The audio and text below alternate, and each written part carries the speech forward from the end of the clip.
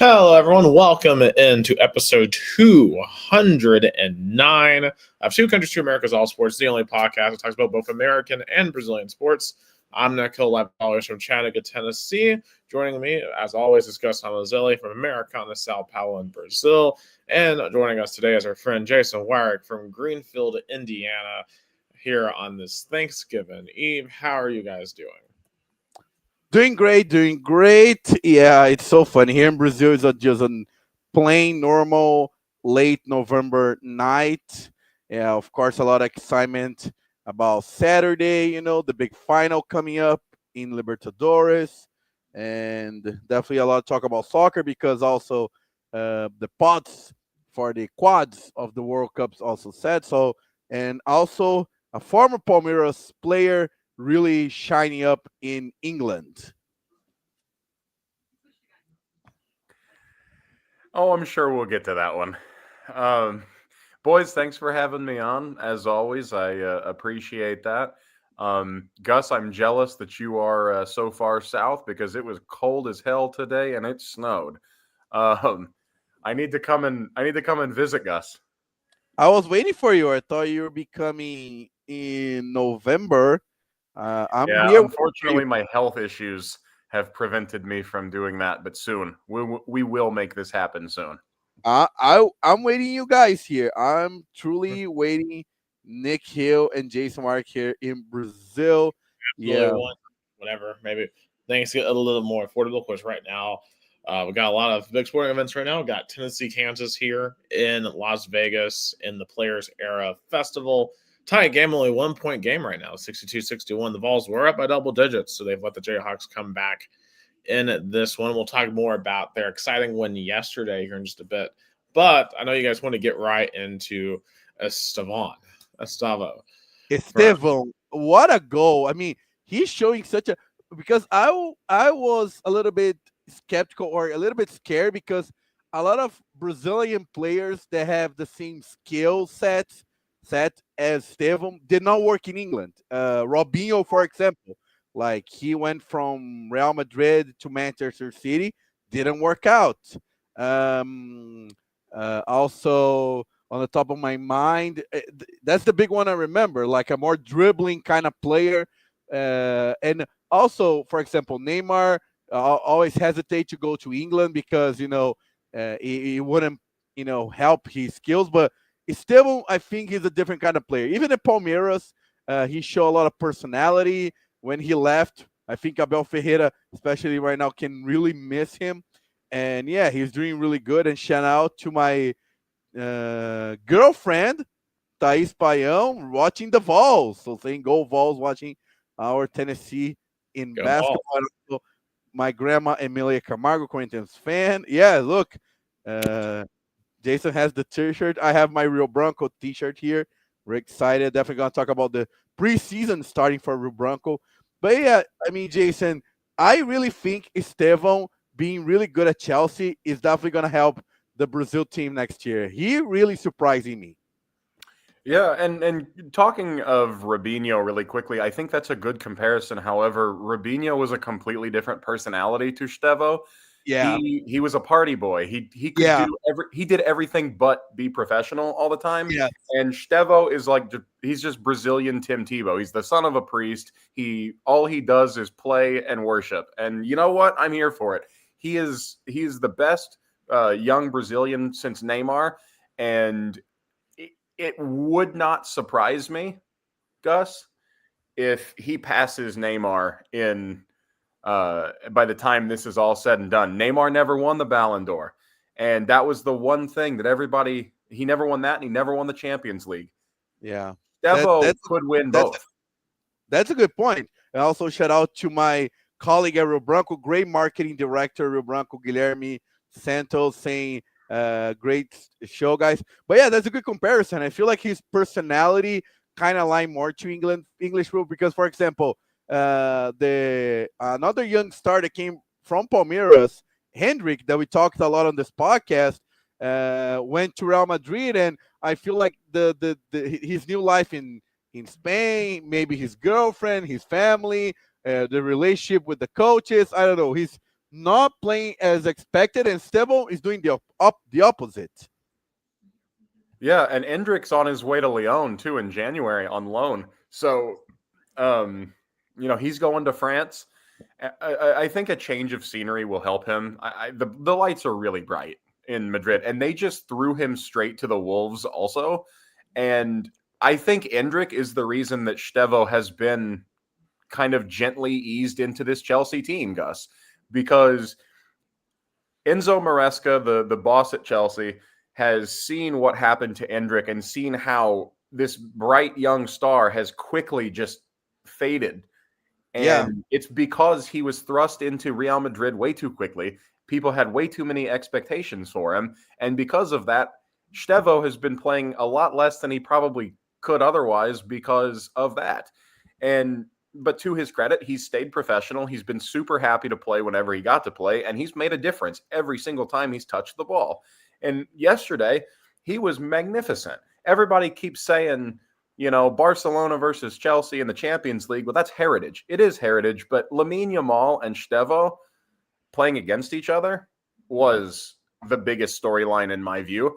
And those are unquestionably the two best young players in the world right now. And frankly, I think that Estevao is, I think he's better than Lamine Yamal.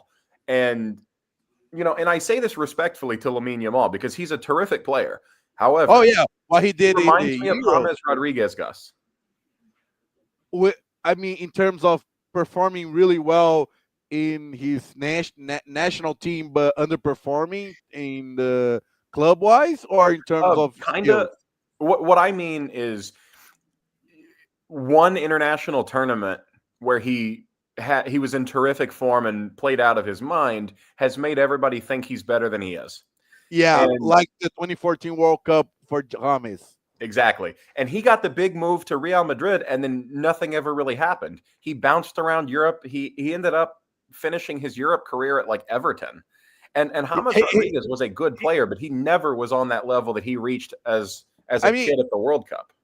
He was here at São Paulo 3 years ago, really underperformed. He arrived with so much expectation and really did not play well. And see, form is temporary, but class is forever. And I don't think James Rodriguez had the class to stay on that level. And that's okay. James Rodriguez, for what he was a great player. But you don't want to put those types of expectations on the players that may not be able to back them up. But Estevao reminds me of Ronaldinho, Gus. The way that he moves with the ball on his feet, where you think every time he touches the ball, some magic can happen. It's very Ronaldinho-esque, and I don't like to make comparisons like that because Ronaldinho, you know this, Gus, is my favorite player of all time, the best player I've ever seen. And what I differentiate Estevão with Ronaldinho is that I feel like Estevão really compares to Robinho in terms of using the legs and the skills definitely to advance in the offense. Ronaldinho was more like a dribbling, but he was really good at like long distance shot and kind of. Well, those will come for Estevao, I'm sure. yeah, I guess that's fair. And I just mean to clarify, not necessarily in the type of player that he is, but in the way that he moves with the ball on his feet, and that you think anything is possible when he has the ball. That's what I mean. That's what's Ronaldinho like in my view. Yeah, and one thing that is interesting, since Roman Abramovich started this new Chelsea era of being a rich team, Chelsea never went. They never really went for a Brazilian star. Of course, they got some young Brazilian talents. I remember Kennedy from Fluminense.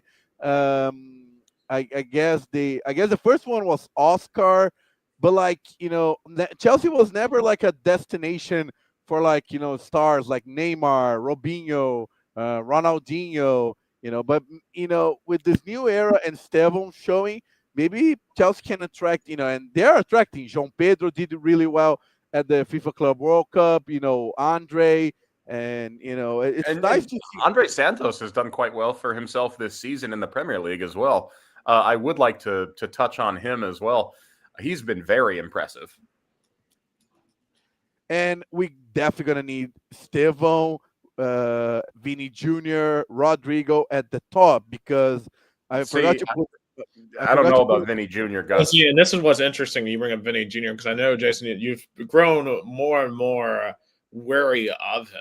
And if Vinny Jr. is kind of the self-first player, right? Especially when we get to the biggest stage next year with the mountain pressure of not winning a World Cup in a generation, will Vinny Jr. be willing to allow himself to like not be the star in the headlights? I mean, that's my concern with him. He feels like a very selfish player, and I that's the problem I have with him. He's a terrific talent, but he's so selfish. I said this to my Chelsea friends, and if you know about this player I'm about to compare him to, but I called him the Leo Messi of Nani Madueke's. And Nani Madueke used to play for Chelsea, and all he did was just dribble straight into defenders and not pass and shoot into row X. And that's what Vinny Jr. reminds me of. He's way better, but that's the type of player that he is. And if he can just figure out how to not be so selfish with the ball, he could be a Ballon d'Or winner again. But Like, I don't know if you guys followed Vinny Jr.'s outside of the soccer world drama with mega Brazilian influencer Virginia. I don't know if you guys saw that, but that was huge. I got to hear about this. So let me tell you. So this lady, Virginia, she's huge, huge. She's one of the top Instagram influencers in Brazil. I'm gonna get this straight. I'm going to Instagram check, but I'm pretty sure she has like millions of followers.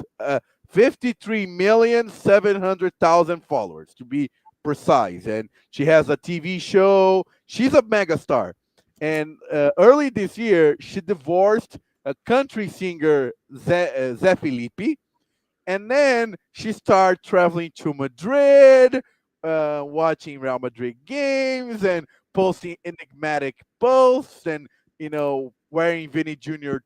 shirts and taking pictures, and everybody was like, "Are they dating? Are they hooking up? What are they?"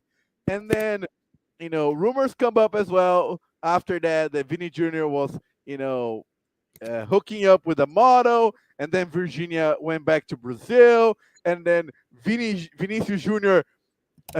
Apologized on an Instagram story about the way he treated Virginia, so admitting that they were hooking up and hanging out, and then Virginia went back to Madrid, and let me show you a picture. One of the I mean that picture was something else. Like I have to show it to you guys. I mean this was. Let me put up here. I mean, uh, I'll say this. Like maybe this is affecting Vinny Jr. or not, but I really have to. What are your thoughts? And then he declared himself to her in a very, very how can I say dramatic way. Let me pull up. So see, that's the way they declare themselves.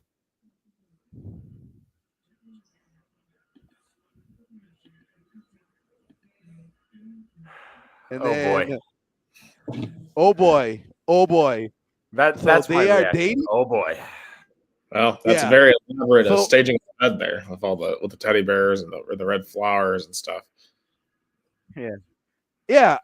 A lot of people are saying that this was staged, or and other people are saying no, they really like each other. But there is a possibility that, of course, Virginia wants to have international fame, and she tried to, hooking up with Neymar, but Neymar has a wife, Bruna Biancardi, and she really did not allow Neymar to be in close contact with Virginia. And then Oh, I Virginia was wonder like, why.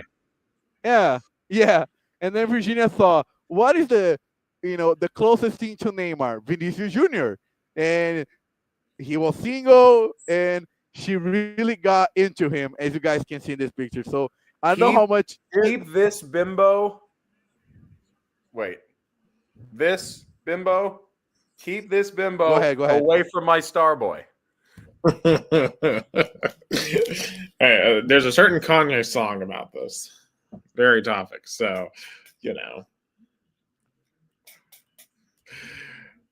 I Yeah, think and that's reviewed. Hendrik also had a weird girlfriend that had some sort of. Can you guys hear me? Yeah.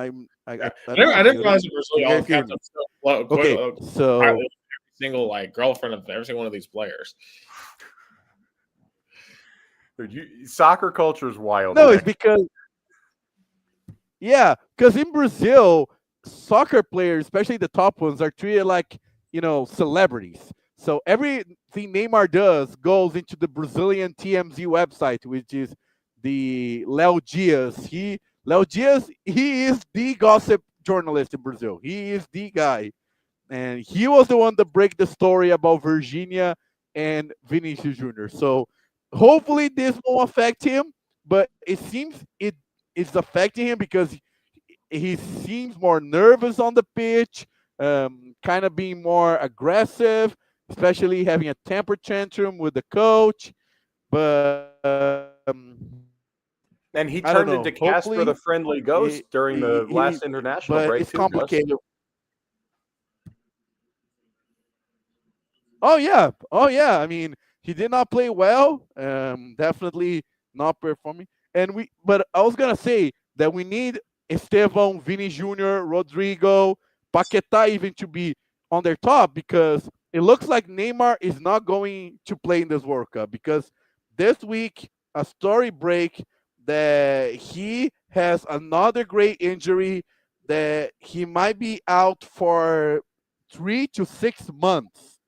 So then I don't know if Carlo Ancelotti would call him, since he's been out of his prime for about uh, two and a half You years. you can't, in my view, you can't call him unless you want him to just be like a de facto extra coach that eats into one of your roster spots.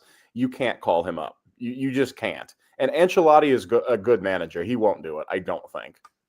And I was talking to my boss at Rio Branco, and shout out to them, Thiago Gentil and Breno Presotto, the front office, the director and GM of Rio Branco. And Thiago Gentil, he used to be a player, and now he is a director. And he was telling me something that makes sense. Either you bring Neymar to be the number 10, the guy on your team, or you just don't call him because if he stays on the bench, the media is gonna turn into a circus and be like, Yeah. "Why you guys don't put Neymar on?" And Brazil's not doing well because Neymar's not on the pitch. And Well, so, look at what happened with Ronaldo at Portugal. Same yeah, exact thing. yeah, yeah, Father Time is undefeated. Even if you do your best, Father Time is undefeated. Um, Neymar has had a terrific career. I think leaving Barcelona probably was not a good idea in retrospect. Going to PSG probably didn't help his career, but injuries ultimately derailed an otherwise, terrific career. And it's sad. I would love to see Neymar in this squad. He's a terrific player when he's at his best, but the problem is his body is failing him. And again, Father Time is undefeated. He had a terrific career. The 2014 World Cup on Brazilian soil, where he announced himself to the world, will live in lore forever, everywhere. And I and can the, only and imagine the level of lore it is in Brazil.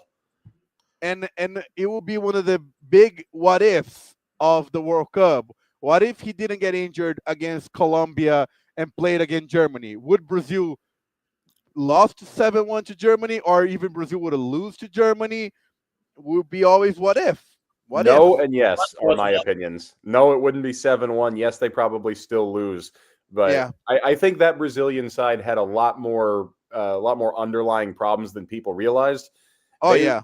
they, they were tactically loose. Oh yeah. They didn't play with enough structure. And the Germans, I mean, German culture is what it is. They're going to be the most structured people there ever were, and they exploited the hell out of the And, lackluster structure from the Brazilians. and if you look at Germany performance that World Cup, it wasn't they were crushing the other teams. They had to go to overtime to beat Algeria and also overtime against Argentina in the final. So that Brazil 7-1 win was more like an outline, was more like a completely different prospect than on something they did throughout the World Cup. And yes, that's right. And maybe Thiago Silva being suspended on that game, Oh, was that a better definitely did not help. Thiago because Silva not being able to play that game, like, because I assume it was David Luiz and somebody else. yeah, Was it Dante, Marquinhos? no, it was Dante from he was playing at Bayern Munich, and Okay. but one of the most, but hear me out. Do you know the guy who replaced Neymar in that game, Bernard? Do you know why the coach put him on that game? Why is that? Because he used to play for Atlético Mineiro, and the game was at Atlético Mineiro City, Belo Horizonte. Literally, that was the reason. So there was nothing like tactical or even like a strategy. No, it was more like, hey, let's put a guy that maybe the local fans will like more, and let's see what happens. Aren't you glad you have Carlo Ancelotti now, a real manager? But what makes me sad that the manager at the time was Luis Felipe Scolari, which won in 2002, and literally the year before won the Confederations Cup, and it seems like he was, again on a run for another title. But that game exposed him so much. He was never the same. I mean, he still won a Brazilian title at Palmeiras, but after that, tournament definitely derailed his career. But let's hopefully Brazil will be good. And let me put the pod so we can go straight to World Cup since we're talking about national teams and analyzing the pods. Yeah, really quickly before we hop all the way into this, regarding Estevao, I think he is going to be a star at this World Cup. I think he'll be the breakout star, although our people already kind of know who he is. But a name to watch is Andre Santos. He won't start probably for Brazil, but he will be able to play in multiple midfield positions for Carlo Ancelotti, and he is going to be very, very serviceable off of the bench, and he will be a big reason that Brazil succeeds next summer at the World Cup. Watch for Andre Santos. That kid is special also. Oh, yeah. Vasco fans miss him a lot. Vasco fans, they're like, we miss him so much. Yeah, but hope for that's for more like 2030. Hopefully, he will break out then. But yeah, but speaking of the 2026 World Cup, which will be next year, so explaining to kind of Jason explained to Nick, but for those who aren't used to, pods are like quads. So those are so which the draw will be picking from each pod. So the pod one will be like the what we call the I forgot the term in English, but like those are setting up in the groups. So which one has already their group sign? Like for example, Canada Group A, Mexico Group B, USA Group C, Spain Group D, Argentina E, France F, England G, Brazil H, Portugal I, and so on and so forth. And then the draw will be really from pot 2, 3, and 4 to go to those groups. So we'll have a scenario. So let's play a scenario. So part 1 will be Canada, so the ones who already have their group signed: Canada, Mexico, US, Spain, Argentina, France, England, Brazil, Portugal, Netherlands, Belgium, Germany. So then part 2, the ones who already picked: Croatia, Morocco, Colombia, Uruguay, Switzerland, Japan, Senegal, Iran, Korea Republic, Ecuador, Austria, and Australia. Pod 3, we have Norway, Panama, Egypt, Algeria, Scotland, Paraguay, Tunisia, Côte d'Ivory, Yeah, Cote Uzbekistan, d'Ivoire, the Ivory Coast. Ivory Coast, Ivory Coast. Cote d'Ivoire, you will not bully me into using your name in French. I won't do it. You are the Ivory Coast. Saudi Arabia, and South Africa. In the pot 4, Jordan, Cabo Verde going to their first World Cup ever, as Curacao as well. The biggest upset in this qualifying, Curacao, a little island more deep into like close to South America than North America. They are in the World Cup, and the people in Costa Rica are mad. I mean, the biggest upset of all in this World Cup qualification was Costa Rica. I mean, they had Miguel Herrera, big Mexican coach. You know, the qualifying should have been easy. Oh, somebody scored, or No, I was mocking Miguel Herrera. oh yeah, you know. So, and for me, the biggest upset of all, because it wasn't like it was a tough qualifying supposedly, because no U.S., no Canada, and no Mexico, and they were out. They started really well, and they're out. So biggest upset of all.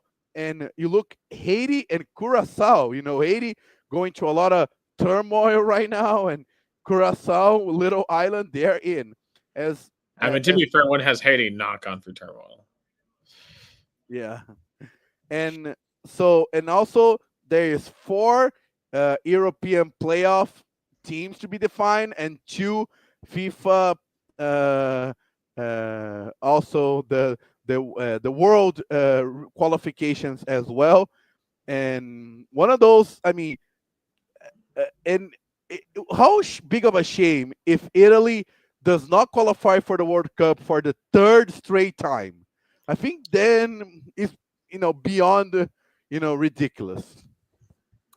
So, to answer your question about Italy, it would be a shame on many levels for the Italians. They have more than enough talent to cruise through this. Plus, they've expanded the World Cup format. And the fact that they're still going to the playoff is the UEFA playoff is just ridiculous. But looking at the Intercontinental playoff, you're going to have New Caledonia and Jamaica play in March. Then the winner will play the Democratic Republic of the Congo a week later. And then the winner of DR Congo and then the other match probably will be Jamaica. So the winner of New Caledonia and Jamaica, probably Jamaica, will play DR Congo. I like DR Congo to go through, Gus. They are for real. They are a great team. And the Congo is a very large country, lots of people, soccer obsessed. It's one of those countries that feels like a sleeping giant, and Africa in general feels like a sleeping giant. Yeah, I mean, they were really close to qualifying, straight to the World Cup, and then they were outright, yeah. So yeah, I mean, I think Jamaica can surprise. I would bet Jamaica. In that one, and the other one is Bolivia versus Suriname, and the winner of that game will play Iraq. That's the most random thing ever. Some good young talent. Iraq was pretty good, but how interesting during qualifying as well. Imagine this, and this can happen. Imagine this World Cup group: U.S., Iran, Qatar, and Iraq. Well, how big of in terms of political, stage wise? Well, I mean, we had to play Iran the last time. Yeah, that one was something else. But that was before all the, how can I say, things that happen in the Middle East with Israel and everything. So, I like Haiti and the U.S. end up in the same group, and Haiti's playing at the U.S. of a certain someone in office who may or may not have disparaged them during a debate. Yeah, that's true. Imagine. Oh my God. Yeah. Can you imagine me going to a Haiti game at the World Cup with a shirt that says they're eating the dogs?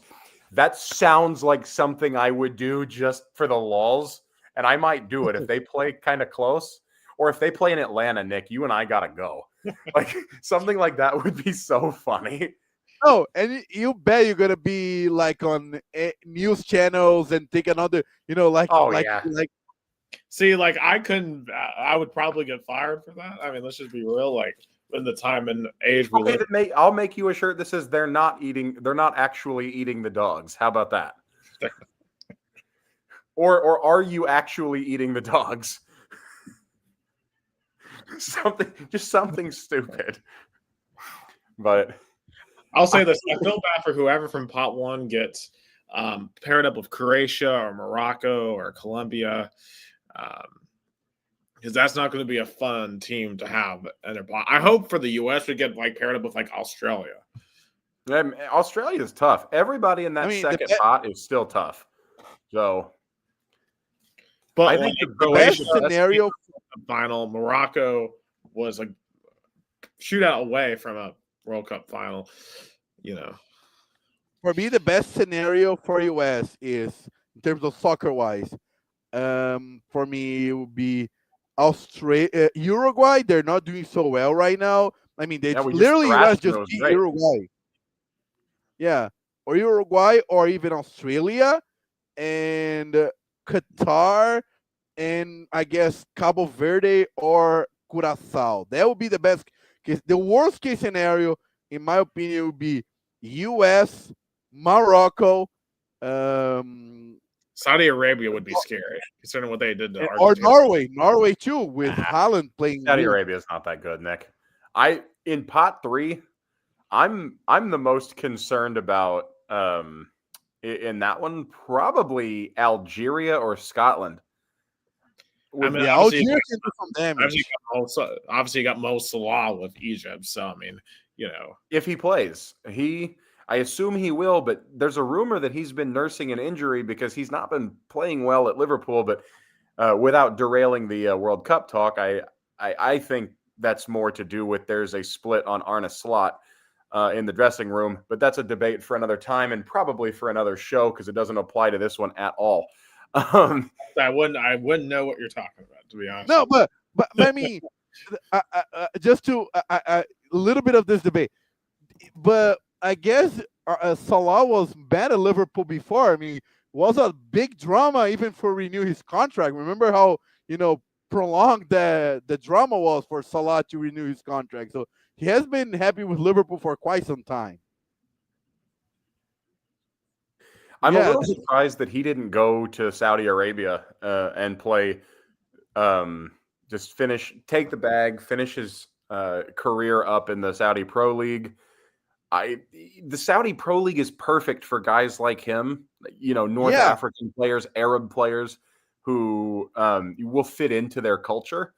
And, you've seen a lot of other players, Jordan Henderson comes to mind, who went there, tried to take the bag, and then they were like, "What the hell with this? I'm out. This sucks." And then he went and played for Ajax. What? There was a player also that was from North Africa that was really good who played in the Saudi league. I think he was from Chelsea. I forgot his name. Let's see. Kalidou Koulibaly went there. Yeah, that one, and also Benzema as well. Yeah, and then Edouard Mendy from Senegal. Mendy. He played there. Koulibaly played there. I feel like there's somebody else too, but is Mendy still on Senegal? Probably. Yeah. He's not top, but he's a pretty good player. But I think for the US, worst case scenario is ended up drawing Croatia or Morocco, and then getting like Algeria or Scotland in the third draw, because the US being in pot 1 is bless, because we are not in the top however many countries, 12, I think. Because normally we're like a pot 2, right? We're in pot 2 generally, yeah. But they're in pot 1 because they're a host nation. Host nation, there are automatic pot one in any World Cup. Qatar was And a that's a pot one. blessing because we get an easier group than we probably otherwise would. So got to make it happen if you're Pochettino. To still not get passed around to 16 despite having it on home soil this time. It's going to be something. That's for damn sure. Just to wrap up World Cup, so I want your guys' perspective also in a European qualifying playoffs. So Italy plays Northern Ireland. I mean, I would guess Italy will go through, but I feel like Northern Ireland can do some damage. What do you guys think? Italy will go through, or will stay out of the World Cup for the third straight time? Well, all I know is if Italy loses this game, there's going to be some troubles at Rome, indeed. But I'll take Italy. Yeah, I think Italy probably beats Northern Ireland, but I think Wales could beat anybody else in that particular playoff. On the other side, you have Wales versus Bosnia and Herzegovina, which I would take Wales, and then I might take Wales to beat Italy. Honestly, I might. Wales are good. Yeah. And Italy is not. So because we drew with Wales in the last cup. I mean, they just lost at home to Norway 4-1. I mean, to be fair though, 20 years ago that would have been unimaginable. Norway actually put them, they're probably the best team in pot 3. I didn't think about them. I managed to miss them, but they low-key have a lot of talent, especially with Erling Haaland. They have Haaland, they have Højlund, they've got Odegaard. Who was they have a golden generation. That was Norway in this World Cup reminds me of Belgium 2014, Gus. They're a nation that could really go far. Yeah. Who was the guy who used to play with like PSG, like back in the day? I agree. What was that, Nick? Who was the guy who used to play with like PSG that was like Norwegian or Swedish, and he was really good? Zlatan Ibrahimovic. He was Swedish. Oh, yeah. Yeah, that's because he was never retired right now. No, he played for the World Cup. I think he played in the 2018, if I'm not mistaken. He played a World Cup. He did go to the World Cup because he scored a World bicycle kick goal in the World Cup. Oh, yeah. That was beautiful. Yeah, that's true. That was one of the most beautiful kicks I have ever seen in my life. Like, he was a magician. Oh, I miss Zlatan. Is seeing which of these countries have like the most fans of the U.S. Like, because the U.S. has like people from literally everywhere. So it's going to be interesting to see which teams have the best representation.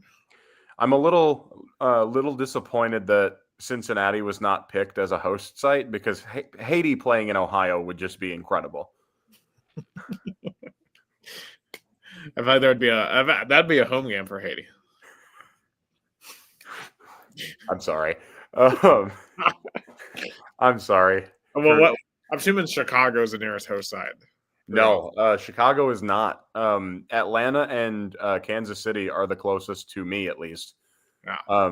The Midwest basically got entirely omitted except for Kansas City. And Kansas City's barely the Midwest anyway. It's so weird. I made a joke with my family that my parents are in a great position because they're in the middle between Miami and Atlanta. So the people from the Southeast, like, Mississippi, Georgia, even Alabama, they have good options compared to, for example, Indiana, Ohio. What's going to be hilarious is like all of the it's like all the Americans that don't watch soccer next year, like oh yeah, we got the World Cup here next year. It's going to be fascinating, like watching them just like a bandwagon for like a few weeks and then be mad when we lose. Yeah, it'll be something for sure, and it is what it is. Soccer's like the 4th or 5th most popular sport here. That's nothing new. But on to Path B here in the UEFA qualification. You have 2 matches. Again, Ukraine versus Sweden. Gus, how do you feel about that? I mean, it's not that Sweden played terribly in the qualification. They're only in because they did really well in the Nations League. So I'm thinking Ukraine. And also, how cool of a story would be Ukraine made in the World Cup after all the turmoil that has been happening for the past 3 years. Is Russia's still banned too, by the way, right? Yeah, Yes. yeah, Russia's still banned. That's not what I want to see Ukraine v Russia on the soccer pitch. Yeah. Good luck. No. Good luck with that one. I also am going to take Ukraine. And then on the other side, you've got Poland and Albania. Poland, I like in that game. Ukraine versus Poland, neighboring countries to go to the World Cup. Now that is a derby. That would be cinema. That would be it. Poland basically is helping Russia anyway in the invasion, kind of, or at least is being strong armed into being helped into the invasion, depending on what your view is of that. That's why you love the World Cup, because they're big than the soccer itself. It's such a global political thing. But yeah, I'll Isn't it take beautiful? Ukraine. Yeah, I think I'm going to take Ukraine over Poland as well to win Path B. I'll take Ukraine. All right, Path C. Turkey will qualify for me. Turkey. On the top part of the bracket, you got Slovakia and Kosovo. Kosovo has actually played quite well. I would have loved to see them play. I would have loved to see them play against Serbia. Yes. Talk about the political ramifications. I would take Kosovo in that one, and I think Turkey just beats the hell out of Romania and Kosovo. Turkey for me. Or even if it be Kosovo and Albania, would be something else. Yeah, no kidding. Aren't the Balkans fun? Yeah. Yeah, but I agree, Gus. I think Turkey steamrolls through this one. Yeah. And on the D, I think Denmark will steamroll as well. Who do they play? Really? Okay. On the top part of the bracket, you have the Czech Republic versus Ireland, and then you have Denmark versus Macedonia on the bottom. I think I'd take Ireland and Denmark, and I think Denmark qualifies. I think it's a lot closer than you think, Gus. Denmark is not that much better than Ireland. Ireland's pretty good. If Ireland and Northern Ireland played, who would you take in that one? Ireland. There's just more Ireland. people. Yeah. But neither one of them are good enough to be just overwhelmingly good. But there's way more people in Ireland. They have a bigger pot to choose from. I would take them over Northern Ireland. But that would be another derby that would just be incredible. So the next question, if Northern Ireland were really integrated into the full of Ireland, how much better would the full Irish team be? It's like if we put Puerto Rico and Puerto Ricans in the U.S. baseball team. Marginally better, but probably not as much as you would think. Yeah. It's not like, for example, if England and Wales would merge, that would be something else. That would be a whole, especially in the 90s and the 2000s. If Wales and England would have been a joint nation during that era, they would have won at least one World Cup. Agree. If Gareth Bale was able to play for England, they would have won the World Cup with him. Yeah. Not only him, Ryan Giggs, Ian about Giggs. That's a great shout. And then you talk about the Scottish players that were so good too. Kenny Dalglish, if Great Britain were, and it's so funny, in the World Cup, they divide themselves, but in the Olympics, they are together. I don't understand. Well, and I can explain this one, Gus. I actually know this answer. So the reason that they are together in the Olympics is because the International Olympic Committee assigned them together. But the reason they are split in FIFA is because the very first international match was between England and Scotland. And they tried to put them together into one nation. And they said, if you do that, we will burn the whole island down. Hell no.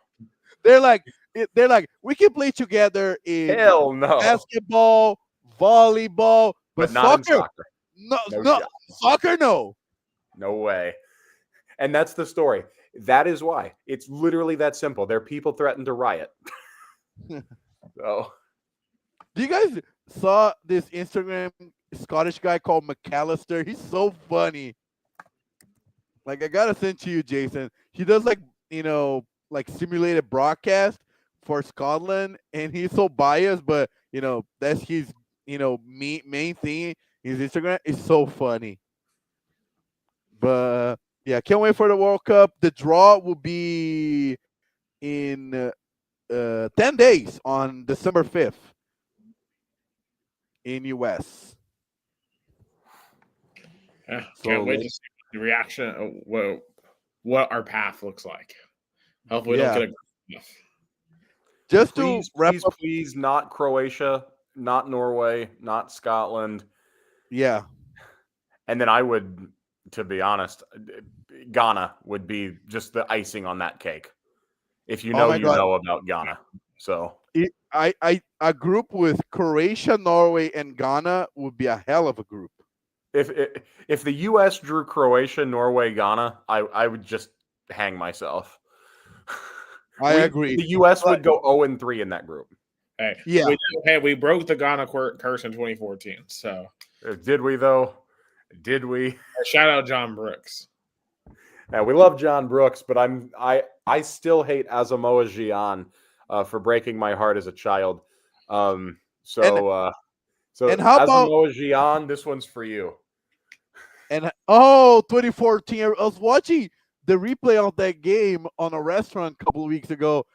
That was the biggest choke play ever in the World Cup. Like he had a chance to put Ghana in their first semifinal ever in Africa, and he missed that penalty. You love to see it, don't you? No, for me the best moment in a World Cup that is not on the field, that is off the field, is Luis Suarez celebrating Guillaume missing the penalty. That moment was something else. So, Nick, let me set the stage for you really quick because I can tell that you don't know what the hell we're talking about. Yeah, So after Ghana pulls a fast one on the U.S., they almost beat Uruguay, but Luis Suarez, who is a known cheater and he also is a known biter, he became the American hero, the American anti-hero that we didn't know we needed by batting the ball out at the death. With like this, got a red card, missed the next match, the semifinal against the Netherlands, and the guy missed the penalty kick for Ghana, and then they lost in a shootout. No, and I forgot to say something important. That was the last play of the extra time. That was it. Literally, if he got the goal, win. He missed, the game was over. Penalties. Yep, and Luis Suarez became a very unlikely American hero that day. I feel like that play in Accra is still ruined 15 years later. 14-year-old Jason celebrated that one. The 2010 World Cup in South Africa is the best cinema I have ever seen. The best month of just straight cinema. There was fantastic soccer, incredible goals, incredible storylines, incredible amounts of cultural sharing. The Africans showed out and shared their culture with the world. And then the Vuvuzelas. You cannot tell me that the bumblebee, like the beehive atmosphere, wasn't the greatest thing you've ever heard. I don't care if you hated it. You're wrong.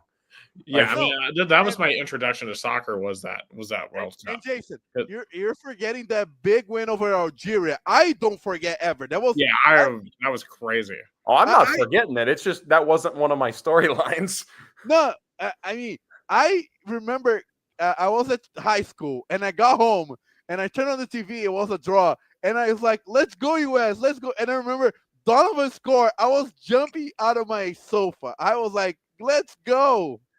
So that's like Donovan's goal was soccer moment I can remember. That's an iconic moment in U.S. soccer lore. Because the reason why I even was watching in the first place is back then I watched a lot of Disney Channel and Phineas and Ferb, and they were doing all this like little short soccer promos on the Disney Channel to kind of like explain what the World Cup was to kids. I'm like, oh, that looks cool. So I started watching it, and of course I was really watching the U.S. matches, and was confused by the Vuvuzelas, and I didn't know what was going on, and who any of the players were or anything. But I was like, this is a pretty interesting event. Yeah, that World Cup will never be topped.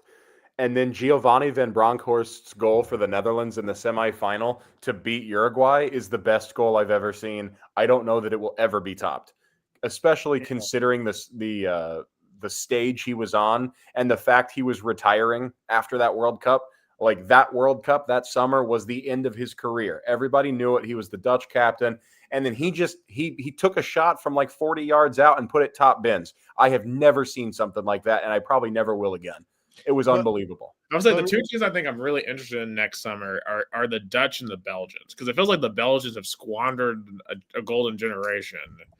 And then it feels like the Dutch are kind of surging back, and neither one of those squads have ever won a World Cup. But Jason's going to agree with me. The nation that never won a World Cup that is more deserving than ever, the Netherlands. There's the Netherlands, no 100%. I mean, they got the runner-up in 74 and 78, losing for both host nations. And then when looks like they're going to finally win it in 2010, Andres Iniesta happens. So... And it was completely against the run of play, too. It was one moment of brilliance from Iniesta broke Dutch hearts. The Netherlands deserve to win the World Cup. And Gus, you were right. I will agree with this one. That is the most true statement. And in terms of how they're going to do this upcoming year, I think they'll be good. I don't know that they'll be great. They're a nation that, they could get to a semifinal. I don't expect them to really be a true challenger. And then regarding Belgium, they did have a golden generation, but the problem was they played against a bunch of other nations that had golden generations. Spain, at the beginning, Spain had won 3 straight major tournaments, 2 Euros and a World Cup. And then they ran into France, who won the World Cup and then went and lost the final in 2018. And then then they lost to Argentina in 2018, who won the World Cup. For as small of a country as Belgium is, and for as little success as they've ever had, the fact that they have been that good for this generation is still a testament to them. And I think it's completely unfair to think that they're a bunch of failures, but that is the narrative, because they were good enough to win. But the problem was, so were several other countries. It is what it is. And that generation of the late 90s, early 2000s Netherlands, I mean, Kluivert, Overmars, Davids. Before Mark Overmars started sending dick pics and getting fired for it. Yeah. Also, the Gulic, Van Basten. I mean, that 90s. And right now, Memphis Depay is playing for the Netherlands as well. I mean, not as a big star, but he's playing appearance as a Corinthians player. But, that 2010 Hold up. I want to make sure I heard you correctly. Did you tell me that Memphis Depay is playing for Corinthians in Brazil? Yes, for over a year. I thought you knew that. I didn't know that. I didn't realize it. That's actually awesome. I love that for him. I love seeing Europeans go to Brazil or Argentina to play. I do. I love that exchange. I interviewed him last year. Was one of the best. No kidding. I didn't know that. That's awesome. Yeah, I interviewed him. It was a great pleasure. I mean, I did so in English, and he answered me. He was very nice to me, and but he's been really overpaid. I'll tell you that. Transitioning to Brazilian. I mean, you're not getting a European to come to play in Brazil otherwise. That's fair. Be serious. Fair. Yeah, because Corinthians has $1 billion in debt, but keep paying Memphis Depay 3 million reais. So that makes total financial sense. And Corinthians, they lost on Sunday to Cruzeiro. I don't know how good they're gonna be for the Brazilian Cup semifinals. But the story of the Brazilian soccer is Saturday. Libertadores final, Palmeiras, Flamengo. The second time in the last 4 years they're going to play in the Libertadores final. They met in 2021. Palmeiras won 2-1. Palmeiras right now is on a, I think, 5-game not winning streak. They are not doing so well. They lost yesterday to Grêmio. The last time they won was on was almost 20 days ago, was 5 games ago, when during that span was 3 losses and 2 ties. And fun fact, that game, the last time Palmeiras won, was the game that I asked my girlfriend to be my girlfriend at halftime. So fun fact about that.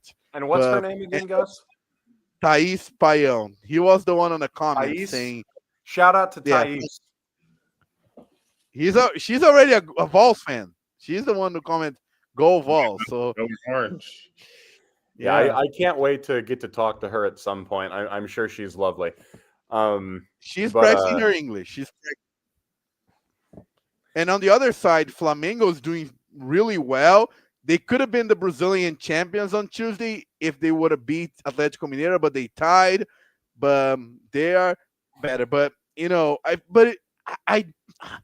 worst part is that when you thought Palmeiras was going to be down, then Abel Ferreira put some rabbits out of the magic, and then I think Palmeiras is going to be a champion on Saturday. I just feel like that. I see this movie so many times. Palmeiras arrive in the final, disbelieved, in crisis, and then they win the tournament. I can see that. I like them to win also, and here's my prediction, Gus. You ready? Yeah. Allen will score the winner. Allen. I can totally see that. I can totally see it. No, but there will be the biggest ironic moment ever is that if Andreas Pereira score the winning goal for Palmeiras, because in the last time Palmeiras and Flamengo played in a Libertadores final, Andreas Pereira made the error, the mistake, the blunder, and then Daverson scored the winning goal. So if Andreas Pereira scores the goal that gives Palmeiras a title, it will be the second time that Andrés Pereira decides the game for Palmeiras against Flamengo in a Libertadores final. I mean, you can't make that up. And this game could be the difference for them splitting or Flamengo getting both titles. Yeah, because I don't see even Abel Ferreira in a press conference last week gave up in the Brazilian title, says that even on Tuesday they put the reserves. So Palmeiras was more focused in the Libertadores, and of course Flamengo also saved some players and did not put their best. But Flamengo is 5 points ahead with 2 weeks to play. So basically Flamengo is already a champion, just a formality. But there was a conspiracy theory that Palmeiras was trying to deliberately losing the title on Tuesday and Flamengo winning the title, and then the players will be distracting, celebrating, winning, and so on. And then on Saturday, Palmeiras would have been focused, Flamengo would be a little bit loose, and then Palmeiras would win. That so not kind happened. of like what happened with Man City after they won the Premier League and then lost the FA Cup to the Bum United club. Yeah, the Crystal Palace. Yeah. No. They lost to not this past year. Maybe it was 2 years ago. They lost to Man United when Man United were really, really bad. Oh yeah, that's true. Yeah. Right after they won the Premier League. Yeah. They were all hungover. It's a lot of Manchester United isn't good anymore. No, they're pretty good right now. They're on the up right now, but are you following the story of the guy who says he's only gonna cut his hair after Man United wins 5 straight matches? He's cursed them because they're never gonna do it now. Yeah.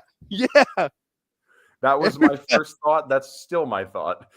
Yeah, I guess everybody is like, when this guy gonna cut his hair? Like that was that was really bold and really good idea for him to be famous. So I'll be fully real. I haven't really followed Premier League, so I'm just looking at these standings for the first time. I'm like, Crystal Palace in the top 5 is crazy. Crystal Palace is tough. They're a very good team. They really are. But I see y'all are in second. Chasing we won't be atop the league, but we'll be a lot closer on Sunday. But Jason, you know this movie, you know this drill. Arsenal 6 point ahead, and they're gonna fall apart like they always do. Like second place. It's the history of the club.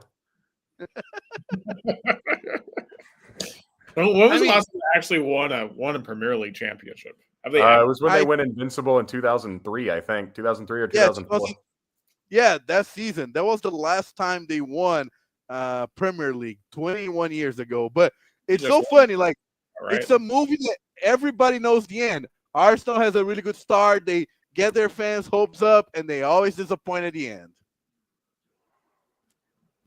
Yeah, and I don't think Chelsea is consistent enough to actually win the title. Chelsea's an enigma because we beat the hell out of Barcelona and PSG, and then go out and lose to Wolves and Bournemouth and Sunderland. But yeah, I think that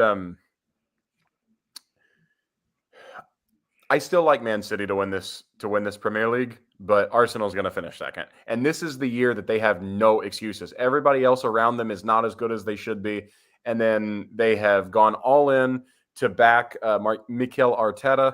They have given him everything he's asked for. They have a loaded squad, no excuses. If they don't win this Premier League, Mikel Arteta's he's done.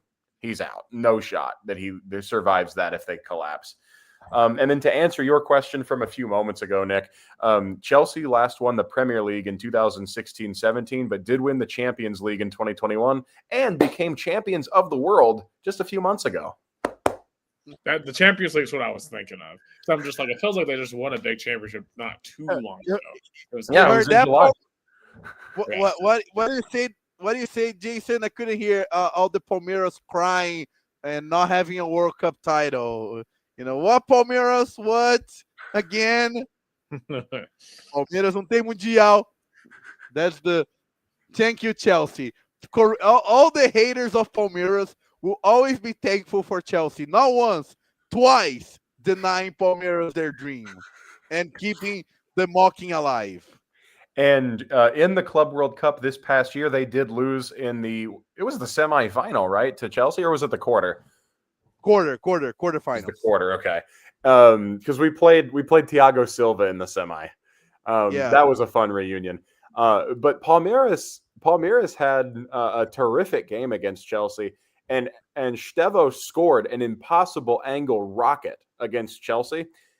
And I saw that and I was like, oh shit, this kid is the truth. And then he turned around and did it to Barcelona yesterday. It was the same goal. It was awesome. Yeah. Abel Ferreira looks at that play and cries. Be like, where is he right now? Where is he right now? I needed him to win. Maybe they could get Endrick back on loan. I would, if I was Layla, would have tried. I don't know. Well, like, they probably made a call the other day about how like Palmeiras' player.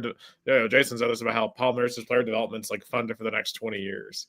Oh yeah, between Estevao and Endrick, they could build all of the best facilities, hire all of the best coaches and everything. They don't have to worry about finances in developing players for 20 years, Gus. And it was funny that Palmeiras was a rich team despite those, players, because they have it's not an owner, kind of president. Like what happened was like, but he's the sugar daddy though. Yeah. Leila Pereira is Palmeiras' sugar daddy. He's a sugar mama because she puts a lot of money in Palmeiras. Oh, it's a she. Oh, okay. Yeah. Interesting. Yeah. And the reason I think Nick knows somebody that he wishes could be his team's sugar mama, but she spends too much time getting drunk at Tootsie's. Yeah. I guess what is her name? Adams. She's only worried about making sure her new stadium is built. Amy Adams Strunk, the pride of Tootsie's, making draft picks at Tootsie's, drafting Isaiah Ilson. Nice. If you know. Turks too. Amy Wilson definitely should take some lessons with Leila Pereira, because Leila Pereira, the best female owner / president of a club in the world. She is relentless. She is not afraid. And I mean, Palmeiras does not have the same amount of money as Flamengo, and every year they are in Libertadores final or in the Brazilian championship. on top or Brazilian Cup, they are always on top, and they don't have nearly the resources compared to, let's say, Flamengo, which right now is the richest team in Brazil. So So I want to take what you just said, Gus, and I want to apply it to baseball really quickly because I heard a lot of people bitch and moan that the Dodgers won another World Series.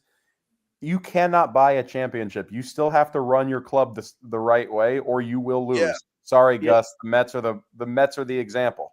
yeah, because if money was the factor, Flamengo would have won all the tournaments in Brazil. Flamengo has way more money than Palmeiras, than Corinthians, than They have more money than any two teams, yeah, basically. yeah, and the last time they won Libertadores was 2022, and they got lucky because they faced Atlético Paranaense in the final. If they would have played, for example, Palmeiras, I don't know if they would have won. And so, money helps, but money can't. Money cannot buy it. Money can buy you the resources, but you still have to utilize said resources. Yeah. So, Nicholas Hill, who you take on Saturday, Palmeiras or Flamengo? Well, it sounds like to me that Palmeiras has been holding back for this one. And I think Flamengo, right? You're looking at the Brazilian championship. You almost got that in your cup.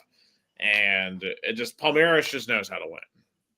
They know how to win the spot. I'll go Palmeiras. Give me Palmeiras 2-1. Goal scorers are going to be Vitor Roque and Allen. For me, it would be Vitor Roque and Andreas Pereira. I really want him to score because the storylines would be out of this world. Flamengo fans they definitely would put Andreas Pereira in the most hated player in their history. Flamengo fans would hate Andreas Pereira so much because he was a star and then he made a terrible mistake that cost Flamengo the title in 2021. If he scores and gives the title to Palmeiras, there will be, as I said, the second straight time Flamengo is denied a title because of him. So I really want him to score in that final. And last but not least, the Brazilian side, Rio Branco, started their preseason this week. They had their first practice today and cannot wait for the season to start in about less than 2 months. Hopefully, it will be a promotion that the referees kept from us this year.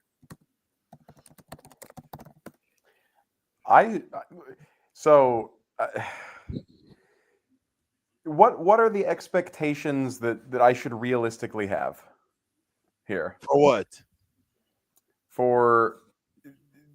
Because I don't understand Rio Branco. So, no, Rio Branco will be in the top 8. I think Rio Branco has a big chance to go to the playoffs. I mean, they're good. They're making a good squad. They are, have some really veteran players. They have players that have been playing this kind of championship. But our first goal, and I keep telling the players, the coaches, everybody, is to win our derby, is to win against União Barbarense. It's like, Tennessee, Florida, Louisville, Kentucky, or Ohio State, Michigan. I'm not looking forward to Louisville versus Kentucky on Saturday.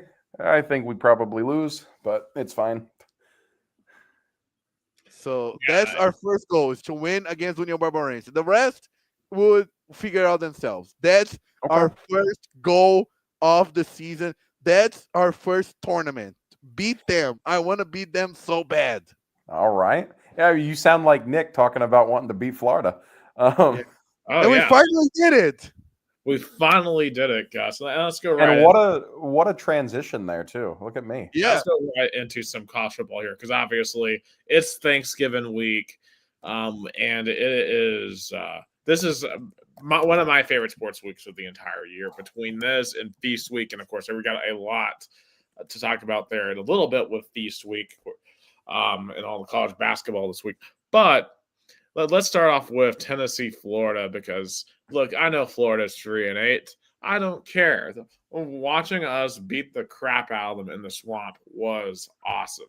I've waited my entire life to see Tennessee go to Gainesville and win a freaking football game there. And to do it in that style was awesome. I loved it. And for me, it makes the entire season for me to get. Yes, we're not going to make the playoffs, but you ended the Florida streak, and I'll take that for this year. Like, especially considering I didn't have playoff expectations preseason. Like, loved it. I would argue that Tennessee should. I'm not saying like facilitate. I wouldn't be sad if they lose to Vandy. I kind of want Vandy to have some hopes for the playoffs because, as you said, Nick, our season is done. Our goal was to Hell beat- no. Hell no. No. Hell no. Our season ain't finished. No way. We can still keep those bums out of the playoff. Are you kidding? I want that. I'm Hell not. no. Speak for you and you alone, Gus. Yeah, I guess speak for me because I mean Vandy is our little brother. It's not like a big rival. Or I guess I'm wrong. Okay, the Diego Pavia went on a Netflix show and told all of Tennessee to go F themselves. That's You true. know, That's I'm true. like, I don't want him coming into Neyland Stadium, with the best college football stadium in the country, and coming in and getting his signature win. No. Hell no. And then the only thing that makes this a less cinematic experience, Gus, is the fact Boo Carter's not on the team, because it would have been incredible to watch Boo Carter's mom fist fight Diego Pavia's mom in G10 on Instagram Live. That moment would be college game day somehow or some way to broadcast that because that would have been funny. Put it on World Star. Yeah. Yeah, but I want to go back to the Florida game real quick because this thing was just. What shocked me is the fact we just made Florida quit so early in this game. Like, it shows we have that in us to have that killer mentality, the Mamba mentality. It's in there, so why the hell don't we do it more often? That's my question. Well, it may be, the situations with Georgia and Oklahoma this year are the type of games that will make Heupel step back and be like, okay, there's some stuff I have to change about myself as a head coach if I truly want to ascend to that next level. He needs to give up play calling or keep somebody down there to tell him how to manage the goddamn clock. Yeah. The clock management it's not been good this year. But, and of course, I just want to say this real quick. So all the people who were complaining about we didn't score it all in the second half. Stop it. Yeah. Who cares? They still won, and Florida clearly wasn't making a true attempt to come back in this game. Here's what I have to say about that, Nick. For the people that piss and moan that we didn't score in the second half, why do you think that is? Legitimately. Because we were in complete control the whole time. It felt obvious to me that we ran the same 5 or 6 plays over and over and just controlled the game. Sorry, we wanted to keep the rest of the playbook closed for next week. Duh. Keep the players as healthy as possible. Well, that too. It's not hard. Sure, you could have beaten the crap out of them, and been 70-0, but I mean, what's that going to accomplish if somebody gets hurt? If Joey Aguilar gets hurt, or Mike Matthews, or Chris Brazel, or Arion Carter, if one of those guys gets hurt when you're up 60-0, Josh Heupel's getting burnt at the stake. Yeah, he cannot win with this Tennessee fan base because Tennessee fans are just miserable people in general. Yeah, it's always something.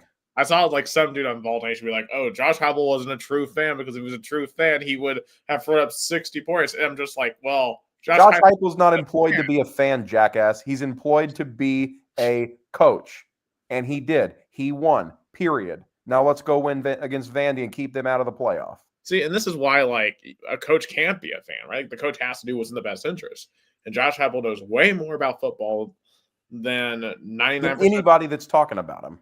Yeah. Literally. He knows his team and knows what he has to do. And I want to ask you guys how the best moment for me in that game, I don't know if you guys saw it, I guess you guys did, was that Florida fan taking his shirt off in that dramatic style. You guys saw that moment. I know. I loved when they did the shirtless section up at the top of the stadium and pulled an IU basically. No. Like a corner, and they were doing No. a wee. This fan was isolated, but he took his shirt in so much hated. And I was Yeah. like, that was Tennessee, like in 2019, 2020. Now we'll be honest. On Sunday, I did start doing that in my room while watching the Titans. I'm just like, I just want to see if this has some magic to it. Let's see if this brings you back. Now, also, I do have a PSA when it comes to the shirt thing.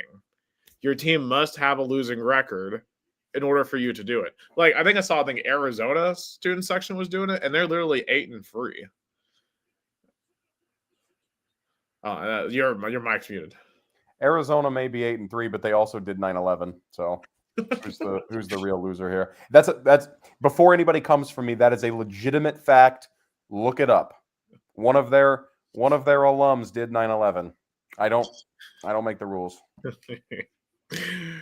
I'm honest to God surprised Arizona State's student section hasn't made shirts that said that yet. Honestly, it was nuts. That's a top 25 game this week. If we'll come back to that. But if Kentucky did that, if that was Kentucky when I was the student section president at Louisville, all of our shirts would have said that. I don't care how many under the table deals I have to make, we would have made it happen. Arizona State, I'm disappointed in you. Well, that's what I mean. Arizona State's a party college anyway. I mean, let's be real. Like, they don't care. All the more reason to think this would be something that would happen and work. But isn't Dylan like his brother? Doesn't he go to like Arizona State or something? He's an alum, yeah. Yeah. So and see, I told his brother to tell his people that too, to make that happen, and it still didn't happen. It's not that they didn't know, as long as Andy did that. But yeah, it's the difference between Arizona and the South, because in the South that would have happened. Oh, 100%. Or if it was Michigan, Ohio State, 100%. Yeah. I do want to say, I guess briefly on the other side, though, I think Florida is at rock bottom right now. Like, I've never seen Florida so down bad as a football program. Not even when they had two gangbangers moving bricks and a murderer on their team. Well, they were actually good when Janoris Jenkins had a body found in his car on campus. Come on. I mean, that's not great, but they're in terms of losers right now. They've been down bad, way worse than this. They just suck right now. Yeah, I mean, it's just like there's more to life than football, Nick Hill. Yeah, but that game remind me a lot of the 2020 matchup. You know, and the score was almost the same. You know, 2020 Florida beat Tennessee 31-19, and this year was Tennessee 31, Gators 11. But I remember Tennessee giving up on that game. But Florida was even worse. Florida felt like they were completely the different team that, you know, gave a hard time to Texas and other, you know, teams at the beginning of the season. Like later the week before, they took Ole Miss to the wire, and then they took Georgia to the wire. Yeah. But then random in between, they didn't show up at Kentucky, got blasted there, and of course didn't show up against Tennessee. And what's crazy for Florida, you know, that this home tour against Tennessee was the last thing they had. Now they've completely lost it. And if they don't get this next hire right at Florida. So who do you think it'll be, Nick? I don't think it's going to be Kiffin. I don't think it's not going to be. I don't think either. Of course. I think Lane Kiffin is only going to Louisiana State University. I only see him leaving Ole Miss for LSU. Or the NFL, potentially. But I doubt it. Is drunk Amy that intoxicated to do that? You may want to call the bar and do a wellness check real quick to make sure she doesn't do that. I will say, if Kevin went to the Titans, that would be I don't know how I would feel. I would be I would at least be intrigued. I'm like, okay, this has potential to be sneakily genius or an absolute disaster, and it probably would be an absolute disaster. But I don't know. But anyway, but on Florida though, especially on DJ Lagway, that he is basically future Louisville Cardinal DJ Lagway. He's Timu Anthony Richardson. To be given to Jeff Brom. Well, maybe Jeff Brom can fix him because right now he sucks. He's not any good right now. Yeah, well, Brahm's not a magician. He couldn't fix Miller Moss, but it is what it is. Also, the betting favorite currently is Washington's Jed Fish, who has a 31-32 career head coaching record. Wouldn't that be something to watch on message board geniuses after that hire? And he hasn't been great at Washington. I mean, he inherited a team that went to the national title under DeBoer. They were mid last year, and this year, Yeah, but to be fair, a lot of those guys dipped. To be fair, his team this year has been okay. We'll see if they pull off an upset this week at home against Oregon. But Washington hasn't been like insanely impressive this year. No, they haven't been, and that's why it's hilarious. I hope they hire him because he's not good. Keep them bad. Yeah. But now, have we heard officially about Alex Golish? Like, are we sure that he took that job? He has not officially taken the Arkansas job, so he's still up in the air. Okay. So, Gus, if you haven't heard, former Tennessee OC Alex Golish, current head coach at South Florida, was offered the Arkansas job today. Reports are that he's going to go, but we're going to see.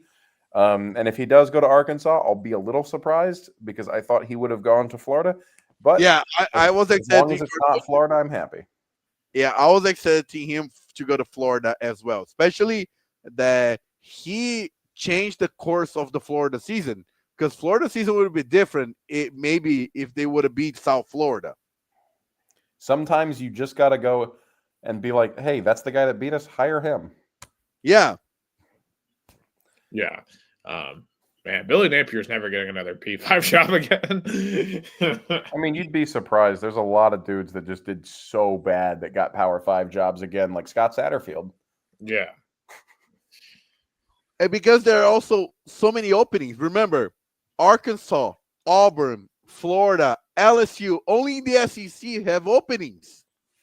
Yeah. One team that no longer has an opening, Gus, is Oklahoma State. They've hired North Texas's HC Eric Morich, what I think for Oklahoma State is a fantastic hire. I agree. I like him a lot.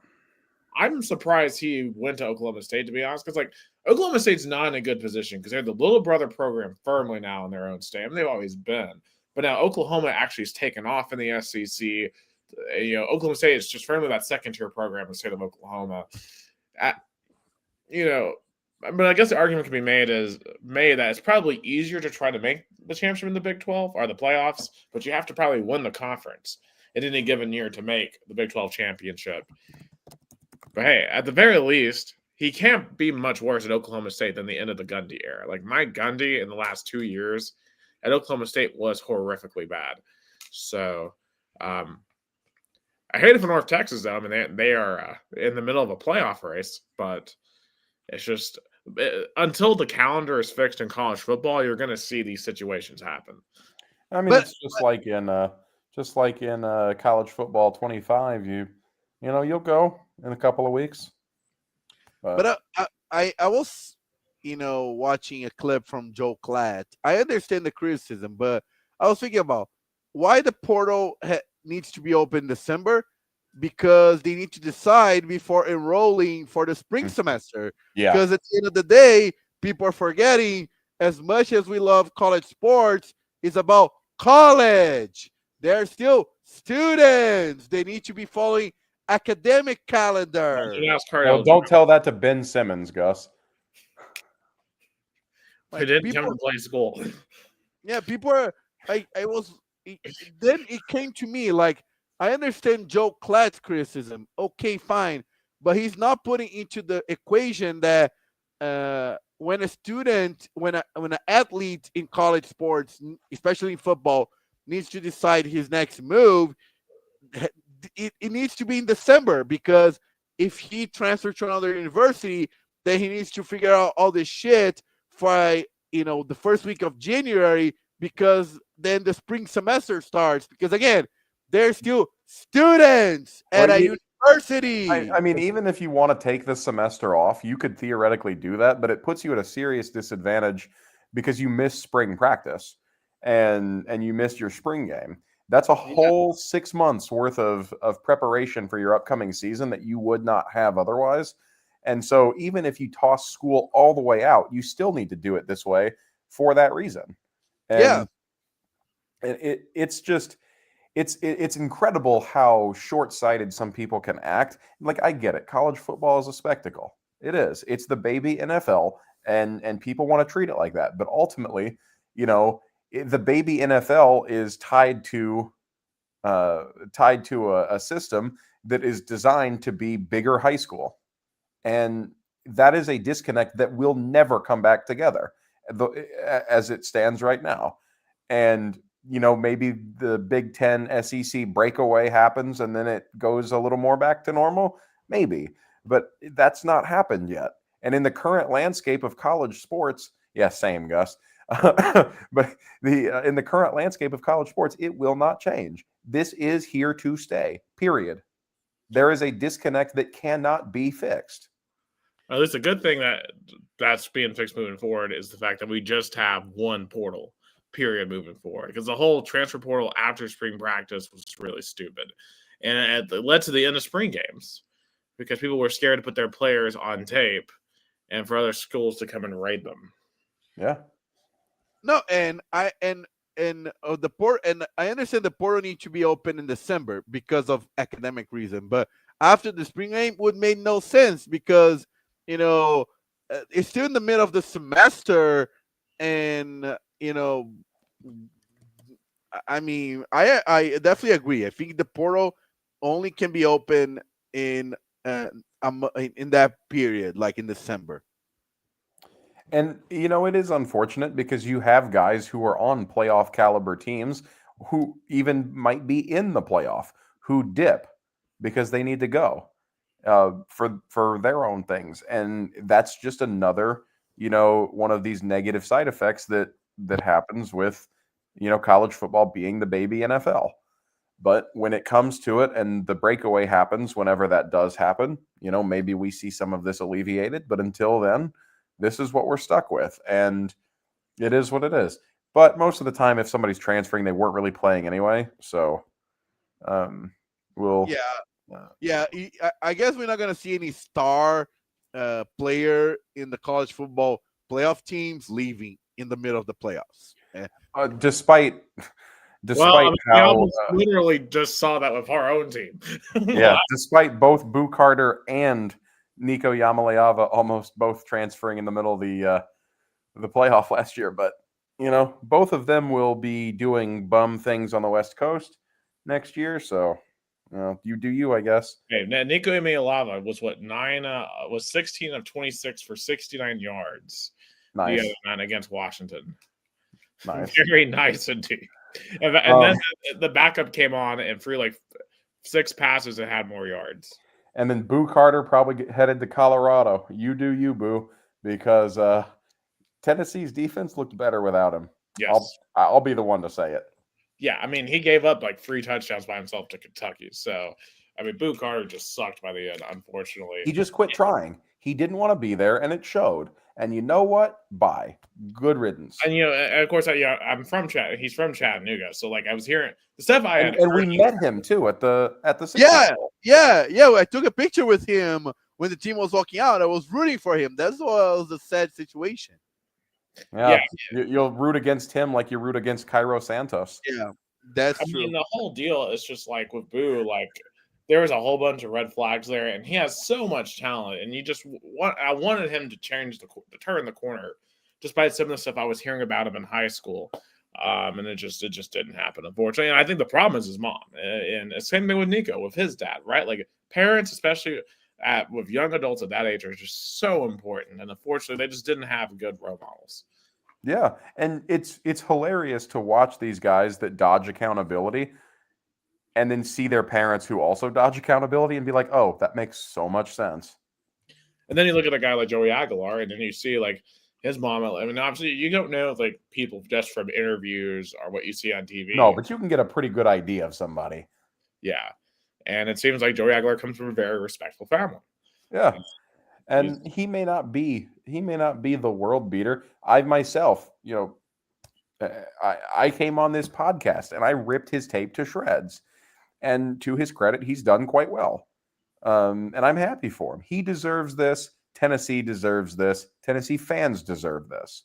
Look, and winning in the swamp, he forever has a place in lore. In our He's a Tennessee hero forever.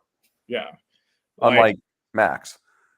And what's hilarious, it's just like, yeah, and I know people who aren't in the Tennessee fan base are like, oh, okay, whatever. It's a 3-8 Florida. Like, who cares? I'm like, well, you didn't watch us lose down there time and time and time and time again.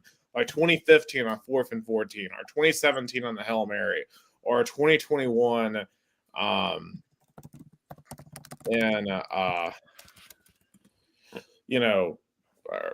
just 2023 we should have won. Yeah, like, especially in the middle 2010s, like that 2015 and 2017 losses, they were brutal because those Tennessee teams were in the same level of Florida or even a little bit better because of all the talent, and somewhat Florida always found a way to win it. Absolutely. All right. So real quick, while we're on Tennessee football, we'll kind of wrap up all the Tennessee sports here. So let's pick Tennessee Vandy. Of course, 14 Vandy coming to 19 Knoxville.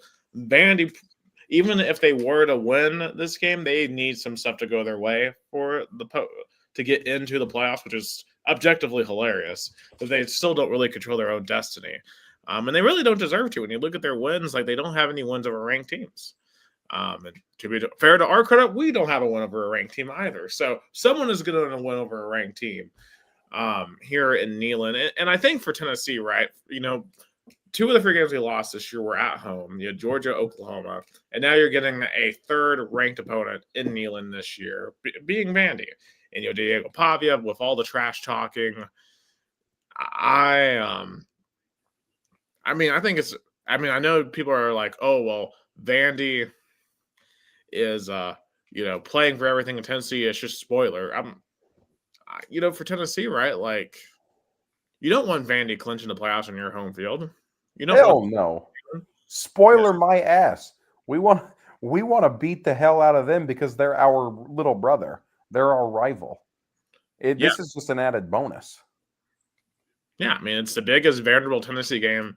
Well, I mean, last year's was obviously big because we had to win to get in to the playoffs. So it's really wild that Tennessee Vandy actually means stuff now. It has actual stakes.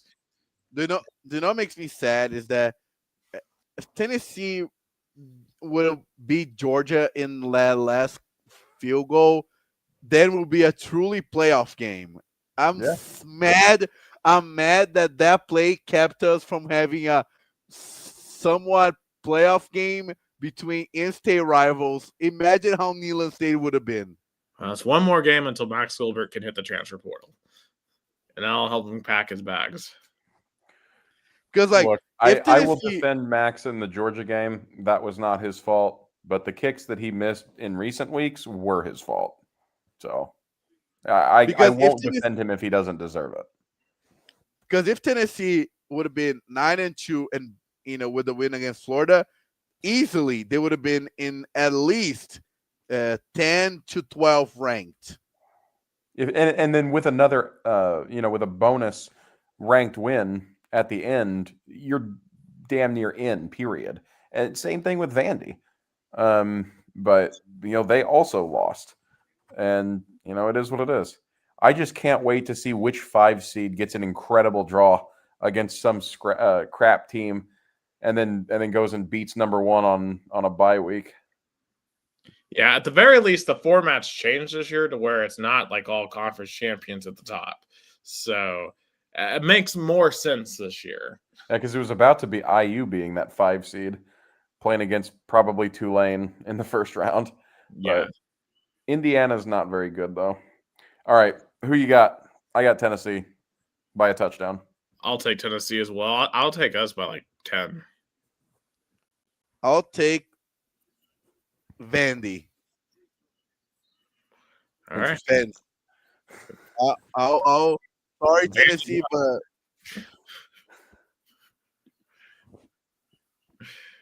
but I mean, it would be a cute story if Vandy makes it. I mean, I don't know, or maybe I'm being I too. want them to lose, and then Clark Lee to ditch them for a bigger. This shit ain't Disney, Gus. I don't give a shit about how cute it would be. It'd be freaking great to watch them get their asses kicked.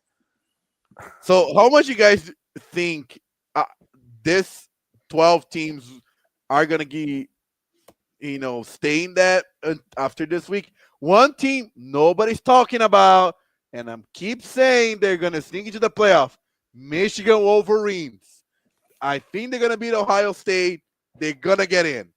That's my dark horse team that nobody's talking about.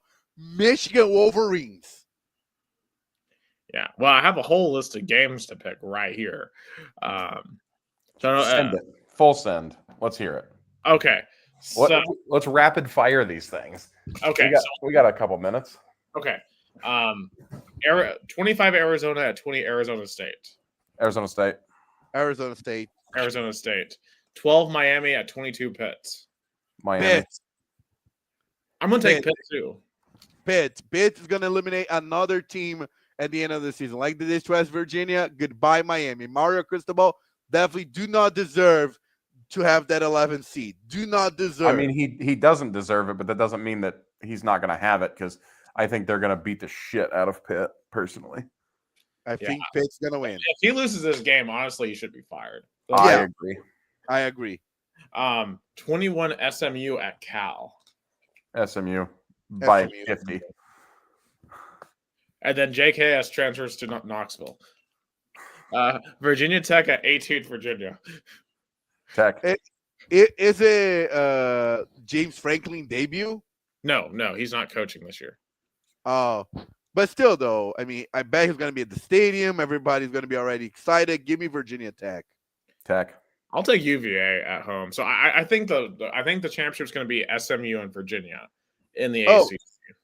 Also, before you guys keep talking about games, I forgot another thing. You guys, an interesting point. ACC match in Brazil next year between Virginia and NC State. What do you guys think about college football? I never thought in a million years this would have happened. What city will this be in, Gus? They did not say yet. I'm trying to find out. In a clip, I saw Maracanã.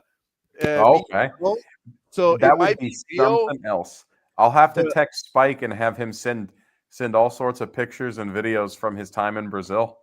And Virginia NC State was a great game this year too. NC State won on like a last-second touchdown.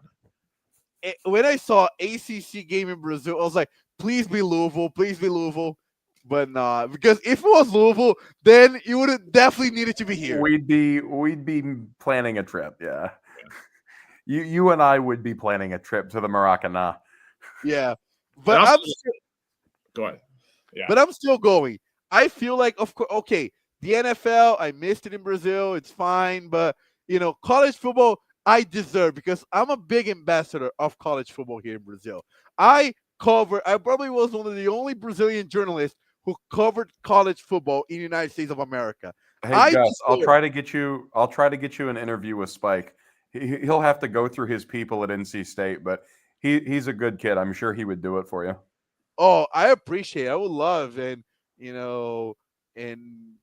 yeah, I mean, and I'm definitely gonna send emails to people in Riley and people in Virginia. Hey, if you guys needed somebody to cover this game in Brazil, I'll do it for free. Just find me the credential and I'll do it. I understand college football. I can speak English. I can get the interviews.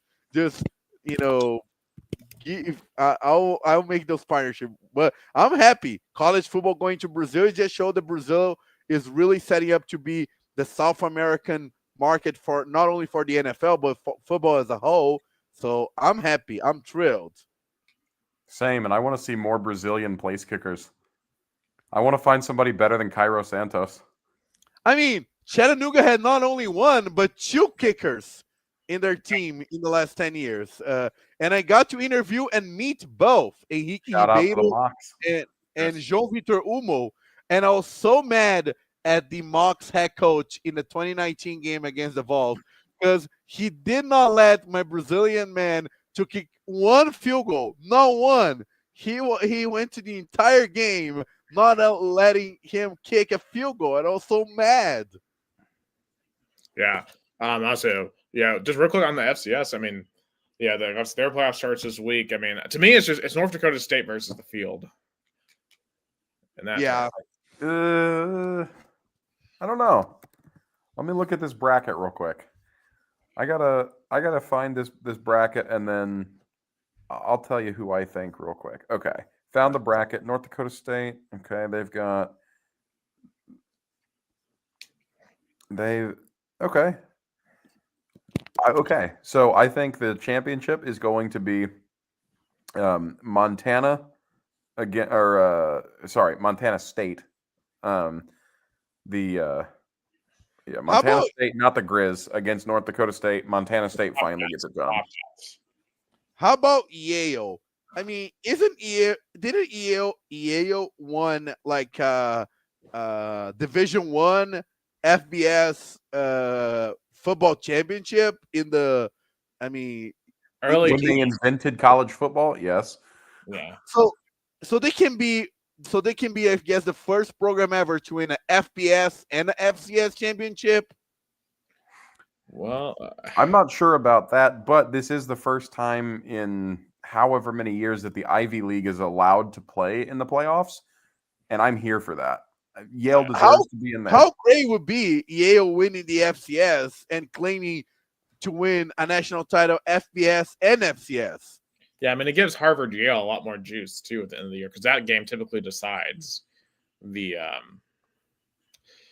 Ivy. Now, granted, Harvard also is in the tournament as well. They're going to Villanova. Yeah, but Harvard's not nearly as good as Yale. Yeah. That playoff, I would have definitely watched it. Villanova and Harvard, I would have go for. I don't. The nearest playoff game to me is North Dakota at number 13, Tennessee Tech. So, what? Yeah, I feel like UNC's going to pull that off. I'm looking right now to see what the closest one to me would be, and it's probably Youngstown State against Yale. I could go up and see Yale play. Hey, I'll be rooting for Mercer though. The 6th seed, that's where my uncle teaches. He's a chemical engineer professor, so I'm rooting for the Bears to go far, representing the SoCon. And I have to root for Montana Grizzlies because my uncle is the alma mater. He went there. No kidding. That's pretty cool. Yeah. He joined the pod once a couple of years ago. He's big on golf, and one time I hooked him with credentials to cover the Montana Grizzlies. So that was nice. So I got to root for Montana.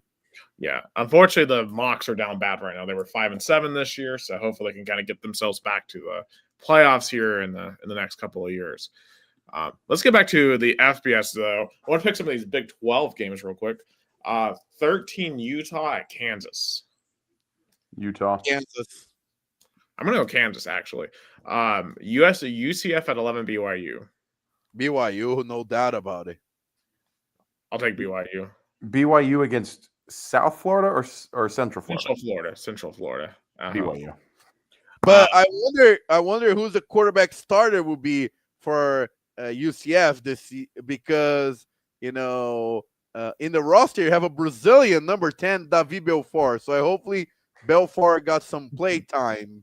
I love having a Brazilian as a quarterback for the Knights. Yeah. And keep in mind, too, BYU, if they win, they're in the Big 12 championship. Number 5, Texas Tech at West Virginia. Also, Texas Tech. Yeah, I'll take Tech.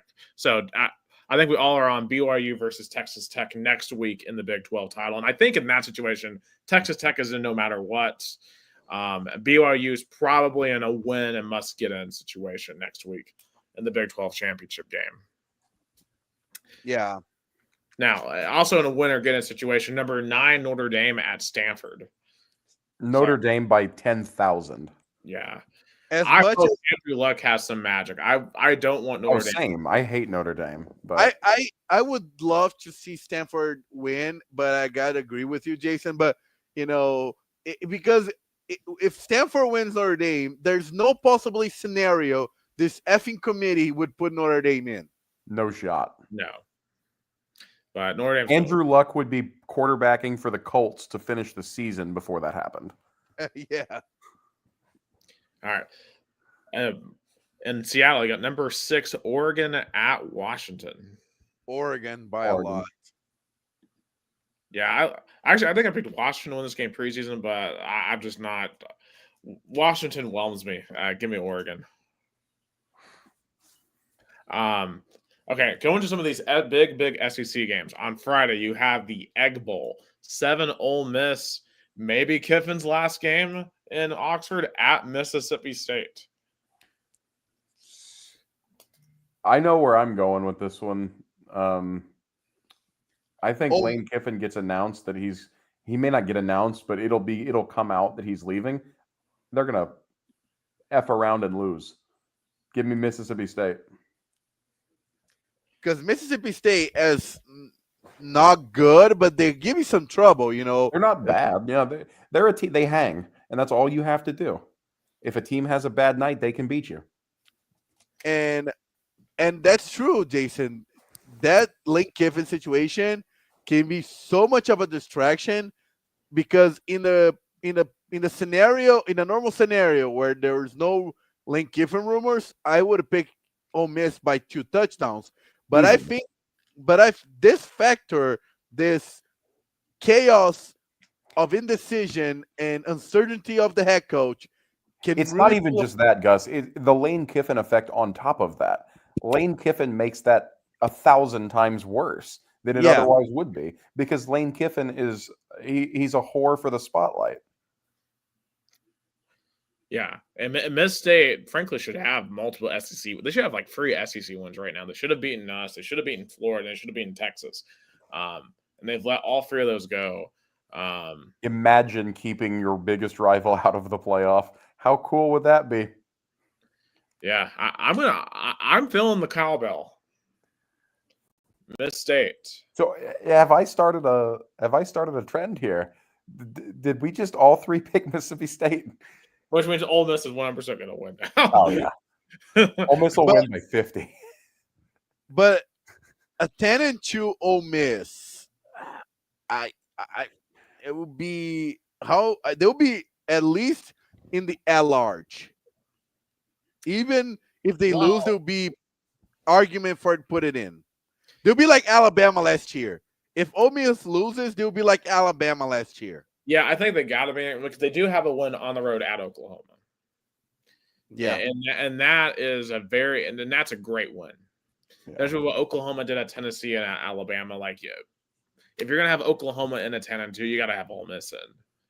Because next game I have is LSU at Oklahoma. I think Oklahoma will win this one because LSU is just that they're Gus. When you went and saw them and you came back to us and said, "I think LSU is not that good," you called it. You were. I effing called it. I watched that game with my own 2 eyes at Baton Rouge, and I knew that team was a fraud. I like the way they were playing, the way the fans were feeling it. I was like, that's not a number.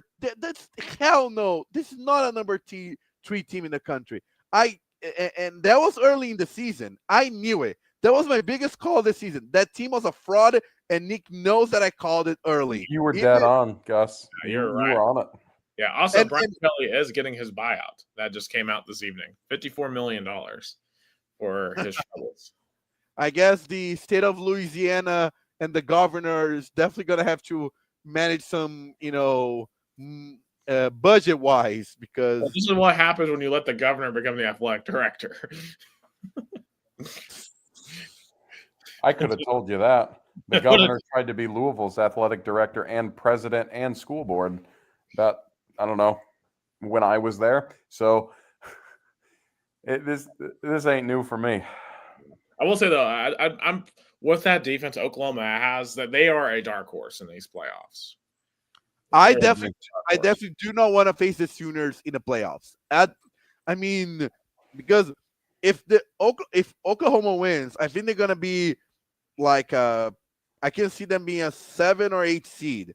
Who wants to face them even on the road? I definitely do not want to face Oklahoma in the playoffs. Man, the Palace on the Prairie is going to be freaking nuts for that game too. What's going to happen is Indiana fans are going to run their mouths, and then they're going to get their asses beat by Brent Venables in Oklahoma. And they're going to get humbled. But I'll tell you though, that if, for example, as of right now, Oklahoma would have faced Notre Dame, I would love Oklahoma to steamroll Notre Dame. Like that game, I would have been rooting so much for the Sooners. That would be such an old school football game too. It'd be fantastic. Yeah, it'd be a low scoring slugfest. Yeah, I can't in good faith root for either of those schools, so I won't be rooting for either of those schools. I'd root for Oklahoma. Screw it. Like I'm just gonna be hell no. I hate Oklahoma. I'd rather Oklahoma advancing than seeing this somewhat fraud of a Notre Dame team, keep being, rewarding for all the bullshit, that we discussed previously in this podcast. I mean, because the only good one they have is USC. I mean, and USC is not even that good. Of course, Lincoln Riley, another year missing the playoffs. But in any case, that's neither here or there. All right. Okay. The game I'm very much from a Schadenfreude perspective, very interested in. The Iron Bowl at night in Jordan Hare, number 10 Alabama, go into Auburn. Is Jordan Hare spooky magic strike again here? No shot. Alabama by 40. I don't know. I'm gonna go with Auburn.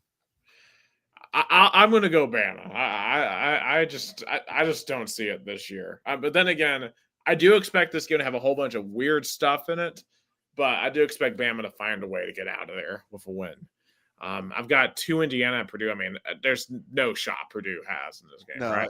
I know who I'm rooting for, but it ain't happening. Honestly, I wouldn't root for Purdue if they were playing the Taliban, to be honest with you. Look, I hate Purdue, but I hate IU way more. I'm sorry. Living in Indiana, IU fans are dickheads way more than Purdue fans. So, but Jason, Indiana is just way better. Give me the Hoosiers. Yeah. So on Friday afternoon, the clean old-fashioned hate for Georgia go into number 23 Georgia Tech inside of the Falcon Stadium. For some reason, I don't know why this game isn't inside Bobby Dodd. I know 10 million reasons why it's inside the instead of Bobby Dodd. But it's just so sad. Which is so sad because I've been in those states. Bobby Dodd is way better atmosphere than Mercedes-Benz Stadium, by a lot, by 3 miles.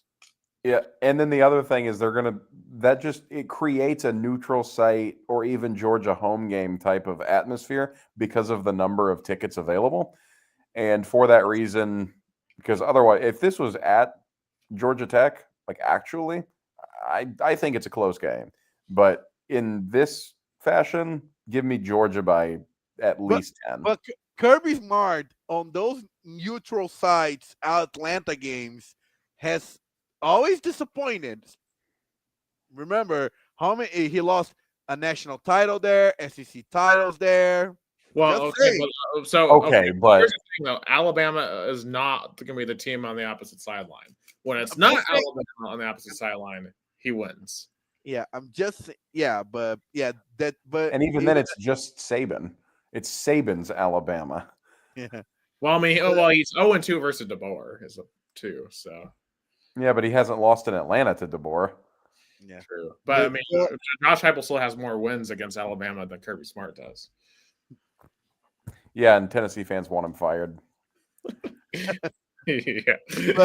But even with that stats, I'm gonna pick the Bulldogs. Yeah, I'll take the dog. I'm afraid Georgia may win the title. They have looked a lot better over the last couple of weeks. They're getting going. They've won so many BS close games that they're actually on a roll, which is unfortunate. Although they did have a player get arrested again.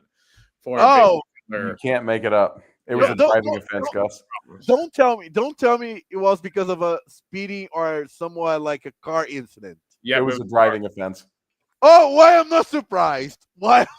The biggest question that I have regarding the Georgia football program is not anything to do with football. It's why the hell they haven't employed a freaking driver yet. They have Just millions. hire like 20 permanent Yes. drivers and just have them on staff. So Yeah, like you have millions of dollars on NIL and other boosters' money. You can find people to drive those players and get them out of trouble. Like Uber's not there. Oh my god. as a redshirt freshman, he had a souped-up BMW, and he was driving more than 120 miles an hour to escape police in Commerce, Georgia. Wow. And then his mom tried to block the police while his son What? What? You can't make that up. You really can't. Yeah. Freaking Georgia, man. Jeremy Smart should start every offseason by getting maybe the sheriff's department and learn the people at the DMV or He should just what he should do. Here's what he should do, guys. He just should show a slideshow of really graphic car crashes, and be like, "Don't put me in this situation." And then they'll be like, first day in the off season. Hello guys. So today, let's talk football tomorrow. Today we're gonna talk about driving safely and not getting into trouble. I always felt safe driving around Knoxville, comparatively. Yeah, I guess Athens, Georgia. People there are always watching on the roads. Yes. Okay. You can't make it up. On Friday night, we have the Lone Star Showdown. Number 3, Texas A&M, undefeated, going to number 16, Texas. What do you like in this one in Austin? Is the biggest game in Texas A&M football history, first of all. Yes. I think it is. I think since Manziel and that A&M team hosted Alabama in 2014. Yeah, I agree. It's bigger than that because that's a rivalry game and literally the opportunity for Texas A&M to finally go into a SEC conference championship. I didn't think about it that way, but you're right, Gus. That is a big selling point. Yeah, that's of course, Texas A&M and Alabama game with Manziel was big, but that's a rivalry game with playoff implications in the conference and the college football playoff.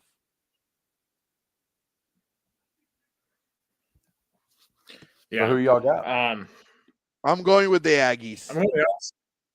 I'm taking the Horns. I got to see A&M do it. So with that, there's 4 teams that can make the SEC championship. I believe. Let me ask before that. Let me ask you guys a question. Texas is the first team ranked, kind of the first team with 8-3. A win against the number 3 team in the country, would they have any chance of sneaking, or having 3 losses is a completely elimination? I think it's winning in, to be honest. I think if the Texas win, is somehow they're gonna sneak in. I don't know. Well, okay, they have a win. They would have wins against Oklahoma and Texas A&M, which are 2 top 10 wins. But they also would have a loss against a potentially 3-9 Florida team. And that's got to count for something, It does, but it doesn't count for nearly as much as those 2 big wins. Yeah, that's the point. Right, because your other losses are at 1 Texas and then another top 5 Georgia. Texas' schedule this year was definitely a lot harder than I think people expected them to. Plus, they also have a win against the top 20 Vanderbilt team as well that they can hold their cap on. So since we all picked Ole Miss to lose, I think the championship would be Texas A&M and Alabama. Because if Ole Miss loses, then the Aggies get in no matter what to the SEC championship. But what an insane scenario it would be if they got in, if they lost, still went to the SEC championship, lost to Alabama, and then missed the playoff because Texas got in over them. Wouldn't that be something? Yeah. Or no. I don't see Texas A&M being out. I with the don't same either, Gus. To be clear, I don't either. But wouldn't that be something if that happened? But Texas A&M will be 11-2, and 11-2 Texas A&M out, and a 9-3 Texas. Actually, Will be, I stand corrected. It would be Alabama, Georgia in our scenario, at least in my scenario, would be the championship. what is the tie break? Let's say Texas A&M loses, Georgia wins, you know, Oklahoma wins, and Alabama wins. What is the tie break for that? So say that one more time. You have the same ranks because you have an 11-1 Texas A&M, an 11-1 Georgia, an Right. 11-1 Ole Miss, and a 10-2 Alabama. But Okay. I think So if it goes down like that, then you would have 11-1 Alabama versus 10-2 Georgia, or reverse that 11-1 Georgia versus 10-2 Bama in the SEC title. And I don't think Bama's getting punished for a third loss in the SEC title game. You can't, because if you punish a team for playing in the conference championship, then nobody's going to play their conference championship. Yeah, like it's the SMU situation from last year. Yeah, it's not going to happen. Unless, the game going into that week is a do or die situation. Right. You can't punish a team for losing that game if they were already firmly in. Yeah. So, like Texas A&M to me is in no matter what. I agree. Like I think if you pull up the rankings again, Gus, I think basically Ohio State, Indiana, A&M, Oregon, I think, is firmly in. Oregon, as long as trying to think, Georgia, I think is in no matter what. I think those four are firmly in no matter what. For me, from 1 to 6, they're in. Maybe from Ole Miss to, the problem for Texas Tech is if they lost at West Virginia, that's a really bad loss. And then combined with a potential Big 12 championship game loss, I don't know if Texas Tech could overcome that, Yeah, well, they're not going to lose to West Virginia, so that point is moot. Yeah, but I think everyone else underneath is susceptible. Like Ole Miss might be susceptible, but I think they would still get in probably. But I'll say this: the teams at those 9-2 from Oklahoma all the way from Michigan, all the way from Vandy. If Michigan wins, that they gotta be rooting for Ohio State, because if Michigan wins against the number 1 team, Ohio State, Michigan is gonna take a spot. And they also should be rooting for Tennessee as well, too. Make sure Vandy can't jump into this conversation either if the bubble moves down. Utah doesn't have a chance at a good win here. BYU at least has a chance to play again in the Big 12 title game next week if they are to win this week. Utah needs BYU to lose. So they have a chance at getting back into the championship. But you guys, I guess that will be the next game, right? Because I cannot wait for that game. The game absolutely, yeah. But that's my game of the week here. Number 1 Ohio State at number 15 Michigan.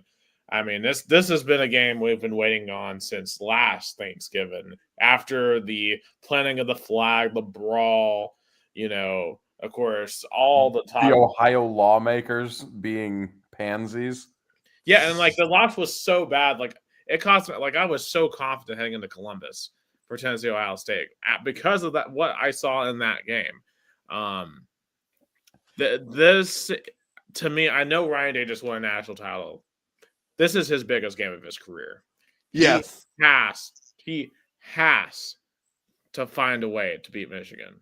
And also because it's not like and it's different the scenario this time, because last year Michigan at that point of the season was completely out. They were irrelevant at that point. But they were pretty good though, because they ended up beating Alabama in a bowl game too, though. And Alabama was bitching and moaning that they didn't make the playoff. No, I know, but at that point on, Michigan was not even ranked. They were, of course they have a good ending of the season, beating their rival and stuff. But now it's different. This Oh yeah. game Oh yeah. has a playoff implications for Michigan, and after having a down year, going back like that, and keeping the streak alive, I agree with Nick. That's Ryan Day's biggest game in his career at Ohio State. 100%. I agree with both of y'all. I agree. It's the thing about Ryan Day and the thing about Ohio State is when Nick and I went to Columbus last year, we talked to Ohio State fans who said, I don't care if we win the national championship. If we can't beat Michigan, fire that guy because that game is bigger than a championship. And I'm thinking, all right, well, couldn't be me, but I respect it. Yeah, it's just so weird. Just like talking to them, and we're talking about like, and they were just kind of like, it felt like from their perspective, they're like, aha, all these Tennessee fans are coming up talking about Columbus, whatever, that's cute, we'll blow them out, whatever. But they were still mad about Michigan. We were just the team that got to take out their aggression on. Like this is the one they care about, like, and that's the thing. I mean, it's like us in Florida, right? In the streak in the swamp. This is like the one that, since we're not Ohio State fans, I can't understand truly how much they actually hate Michigan, because I know those folks hate Michigan. I know the Michigan folks hate Ohio State more than anything, and I know this game means everything to those people. And to me, I think the difference in this game, to me at least, is I think Ohio State is just, after that game, they became a more physically minded football team. I think that loss has forced them to become more physical. 100%. Ryan Day said, "To hell with that. We're not. We may get beat, but we're not going to be out. We're not going to be beat physically ever again." And you know what? It shows because he not only has the biggest recruiting budget and gets all of the best recruiting classes, but now he's doing that too. That's a very scary combo. Yeah. I'm going to be honest here. I mean, and also too, I think if Michigan's going to pull this off, like, and I know they beat Ohio State last year with only like 70 passing yards. They're not going to be able to do that again. Like, Bryce Underwood will have to play a very, very good game, and Matt Patricia's defense has been excellent all season long. Like, when you have dudes like Caleb Downs on your defense, I mean, you can just do whatever you want. Like, Caleb Downs, to me, I think is the single best pro prospect in this draft. Period. Like, Caleb Downs is going to be an instant star in the NFL. And we'll see what Bryce Underwood truly is made of, right? He's had a full season now to get himself comfortable going. It's now showtime for the 5-star, for the probably the most hyped quarterback prospect you'll ever see. It's showtime. And for Julian Sayin, all the hype about him doing Heisman, it's showtime. You got Jeremiah Smith. And that's one thing they didn't do last year in this game. They didn't really get the ball to Jeremiah Smith. They didn't get the ball to Carnell Tate. They got to get the ball to those guys. You got to get the ball to them. And the last time Ohio State was a number one team and faced Michigan was in Ann Arbor in 2019, and Ohio State crushed Michigan 56-27 against the 13 ranked Michigan, kind of like this year. And also, it's worth noting, it's probably going to snow for this game too. And there's this whole narrative that Ohio State doesn't play well in the snow. I mean, it's a narrative. So yeah, you can shove your narratives. Columbus is cold. You experienced it. Yes. Those kids know what cold is like. It's not like Gus is coming up and walking into -10 weather for the first time from Brazil. These dudes know what cold weather is. They're fine. Yeah. I'll say all this to say I do think the streak ends this year. I think it's time for Ohio State to get this thing done. I'm going to go with Michigan Wolverines. They're going to win and going to sneak into the playoffs. I've been saying for a couple of weeks. Boy. Ohio State. So in our scenarios, both Jason and I would have Ohio State, Indiana in the Big Ten title game next week, both at 12-0. If Ohio State were to lose this game, Gus, you would have an Indiana-Oregon rematch in the Big Ten title game. which is fascinating. And if Indiana or Oregon were to lose, combined with a Michigan win, the Wolverines would go to the Big Ten championship. What? Yes. I think that's very unlikely. I don't see them, Indiana or Oregon loses, but still, it's mind blowing. I The mean, Wolverines, Oregon's much more like Oregon definitely has a much harder game than Indiana. yeah, but both Indiana and Oregon have to lose, Just or one. or so if Ohio, if let's say Michigan beats Ohio State and Oregon loses, there will be Indiana, Michigan. Yep. Which, I mean, it's possible. It is possible. I don't particularly think it's likely, but I think it is possible. So, is there a scenario that Ohio State, Michigan can face off each other again in the Big Ten championship or not? which one?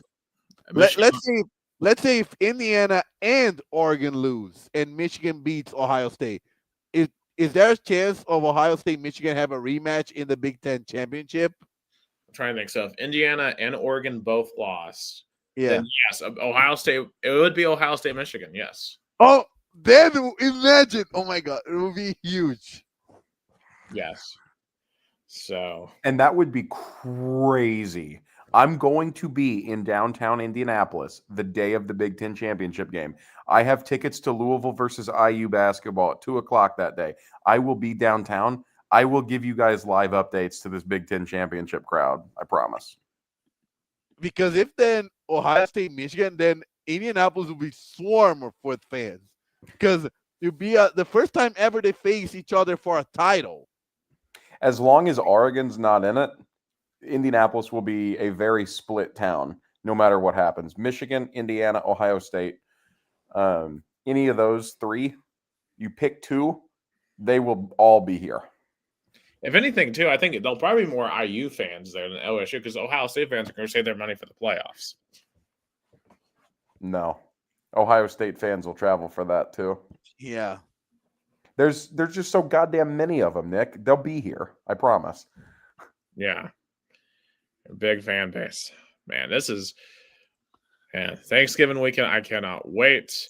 I like the scenarios of college football this weekend. It's mind blowing. Absolutely. And we didn't even mention the G5 people. With obviously Tulane, North Texas. Right now, I guess just instead of just picking those games right now, who do we think is going to be the G5 team? North Texas. North Texas. I'm going to go with Tulane. Tulane is PVU. I'm sorry. Well, yeah. But we all agree it's an American team. And I think for James Madison did not do themselves any favors last week by barely beating Washington State. They needed to blow out Washington State to make a statement because James Madison has no good wins. So I think JMU is going to be on the outside looking in on this one. Yeah, your Louisville Cardinal, Jason, kept JMU from the playoff. And they have IU to thank for it, too, because that was the replacement game when IU ducked us and didn't want to play us. And speaking of my Louisville Cardinals, 104-47 over the New Jersey Institute of Technology. And 4 of our 7 games have been 100-plus point games. Most in a season in 40 years at Louisville. And we are 7 games in. We forgot to put that game in a liner. I know there won't be any implications for anything, but I'll pick Louisville to beat Kentucky. I got to, unfortunately, and I think Jason's going to agree. I got to take Kentucky. Louisville's in shambles right now. We're down bad. But our basketball program's good, and we beat them in basketball, which is what we all really care about anyway. So also, I sound like a Kentucky fan saying that, but it's the truth. Also, one more pick. Does Florida State get to a bowl game against Florida? Yes or no? No. Yes. No. I cannot believe they're bringing back Mike Norvell. Florida State just is an unserious football program at this point. They should not be taken seriously from this point moving forward. I don't know how they beat Alabama. So, That's a statement on Florida State. Also, I guess the only rivalry we didn't talk about, Clemson will beat South Carolina. So there you go. No, they won't. That rivalry game should be the disappointment / bitterness rivalry game. I mean, both underperformed, both are so much hype and not delivered. But give me South Carolina. South Carolina. And if we didn't mention your rivalry game, then you're just irrelevant. I'm sorry. So, but I'm asking. So, if South Carolina beat Clemson, then it's goodbye for Dabo Swinney, or they're gonna, They'll keep Dabo. They'll keep Dabo. They worship that freaking guy. He's not going anywhere. Shane Beamer needs that game desperately because he is quickly approaching hot seat status, especially after the blown 30-3 lead against Texas A&M a couple of weeks ago. So, in any case, let's go over quickly to just college basketball really fast. I mean, of course, Jason mentioned the Louisville Cardinals still undefeated. Unfortunately, our Vols are no longer undefeated after a loss to Kansas tonight. But it's weird because, yes, we lost tonight, but it's coming off such a great win yesterday against Houston. And this was a weird tournament format.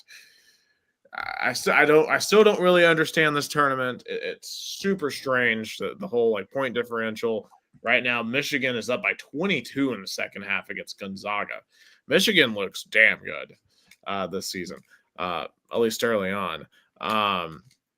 But for Tennessee, yes, they lost tonight, but I still think, the successful week, 2-1, and especially getting a massive win against Houston, like the revenge from the Elite Eight. And this team looks very, very exciting. Now, tonight, they did go on kind of one of those patented droughts that they sometimes go on. And the drought. Rick Barnes special. Yeah, and unfortunately, it really cost us tonight. And Kansas got hot there in the second half. And it may have been a combination, I don't know, maybe exhaustion or just a combination of the drought. But that certainly is tonight will be certainly one of those nights that they're going to have to learn from to play better. But man, and I think also part of what happened tonight too is I think they just lost less because last night was a war between Tennessee and Houston. Like those two, that was one of the most physical games you'll ever see in the regular season. Just an absolute brawl of a game, and it was such a big boy win to get that over Houston. And Tennessee's 17 right now, and even with the loss tonight, Tennessee should go up in the rankings. Maybe not all the way up into the top 10, but they'll probably get up to like 12, 13, somewhere in that range. Because beating Houston is very, very impressive. And the fact is, they did it with Nate Ament not even going into double digits. This team is very deep. Gillespie and Ament obviously are the superstars on this team, but Carey and JP Estrella, who hopefully is okay. He did get hurt tonight, but hopefully he can bounce back from that. But Okpara and Kate Phillips, Bishop Boswell playing well. Very excited. Now tonight was disappointing, sure, because Kansas is not great this year. And we were up by double digits in this game, so hopefully that's just the type of performance that will not repeat itself in the tournament. And especially when you look at a guy like Gillespie, who was 1 of 10 from 3 tonight, these games happen. Yeah. And this game in particular, I think, is a big time learning experience for a relatively inexperienced team, especially one that hasn't really played together that much either. So the talent is there. I'm not too terribly concerned. Yeah. And as I said, they had come off just an incredibly physical game. Maybe if they had maybe a day to rest, or if they had a bracket and knew exactly who they were going to play, 24 hours in advance, maybe that would also help. I'll have to say, this is just the stupidest tournament I've ever seen in my life. Like, the games themselves have been fantastic, but not knowing who you're going to play or what you have to do to make the championship game, it just doesn't make any sense. And ultimately, at the end of the day, all I care about is what gets the wins you get to put on your resume. But, so should we have just taken the 4th place money and gone home before we even played? After all, well, maybe. But now, hopefully, Kansas will go and actually have a good season, so this will not turn into a bad loss for us. Iowa State, particularly got screwed. I mean, Iowa State, didn't get to play any good teams in this tournament. Well, they did play St. John's and beat them, but they got rewarded with that win by following up with a game against, I think it was Syracuse. I think they had to play today, but which obviously for them sucks because they didn't get a chance to get another big quad one win on the resume. And that's what's really important about these type of games is to get big time wins on the resume. So for Tennessee, getting the win against Houston is the thing that's most important from this week. They go back into action next Tuesday night at Syracuse. And then they have Illinois next week in Nashville. That's going to be fun before the showdown with Louisville, which that's going to be a rocking environment. And that's actually the next time they're in Knoxville is home against Louisville. So that the game to Jason, that reaction says everything, Jason. I feel that's for the you. regular season game. Yeah, and if we play the way we did tonight, Louisville's running us out of the gym. But if we play like we did yesterday, then who knows? So, in any case, before we talk about the NFL, I forgot on the soccer topics to ask Jason something. I've been seeing in the U.S. soccer atmosphere, and shout out to my friend Julio Acosta from Argentina. Yeah, we have an Argentina viewer, great journalist, says greetings to everyone. Thank you, Julio Acosta from Argentina, Buenos Aires, Argentina. But Jason, what is happening? Like the players are really, and the USL Players Association are really mad at the United Soccer League and the way things are going in the league. And you know quite a bit about USL. Your team is there. Yeah, and we as a supporters group, of which I am on the board of directors for our supporters group, have backed the players in this protest as well. And basically what it comes down to is the players are protesting for, it's basically CBA negotiations. So salary, revenue sharing, stuff like that. And the players of the championship final in Tulsa between FC Tulsa and Pittsburgh Riverhounds walked out to this game wearing shirts that said Pro Rel, try Pro Standards first. And so what this is in reference to is the USL implementing a promotion relegation structure in either 2027 or 2028. And it's one of those things where you want, and I myself included, I want promotion relegation, but you have to be mindful and cognizant. This could kill teams, including in the 11. This could kill off teams, and that is the downside to promotion and relegation. And it's especially volatile in the American model of sporting franchises. And so it makes me nervous. It's just another reason to worry about my club's existence, because we always are talking about, in the 11 may fold. Well, legitimately we could. Now, there is going to be a stadium built at our training ground north of town for the women's team. And if nothing else happens with the stadium downtown, which that deal has been dead for over a year and a half now, the team will just move to Westfield and we'll just play out of that stadium. But it's on a big enough plot of land, and the Indy 11 owner is a construction guy. He'll just contract his own company to build 5,000 more seats. It's supposed to be a 10,000 seat stadium, but in order to comply with Division I regulations of the United States from U.S. Soccer, from the Federation, you have to have 15,000, which is overkill because none of the USL teams can average that or even close. But if it's Division I, you never know.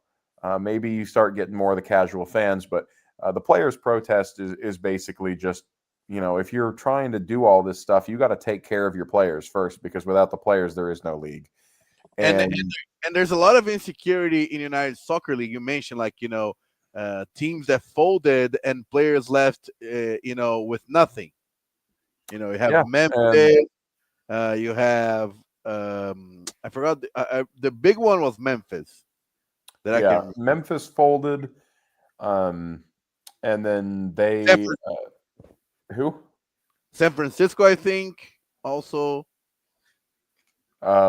Rio Grande Valley, Yeah, Oklahoma City, they folded. Um, Several of the teams folded because MLS poached their markets.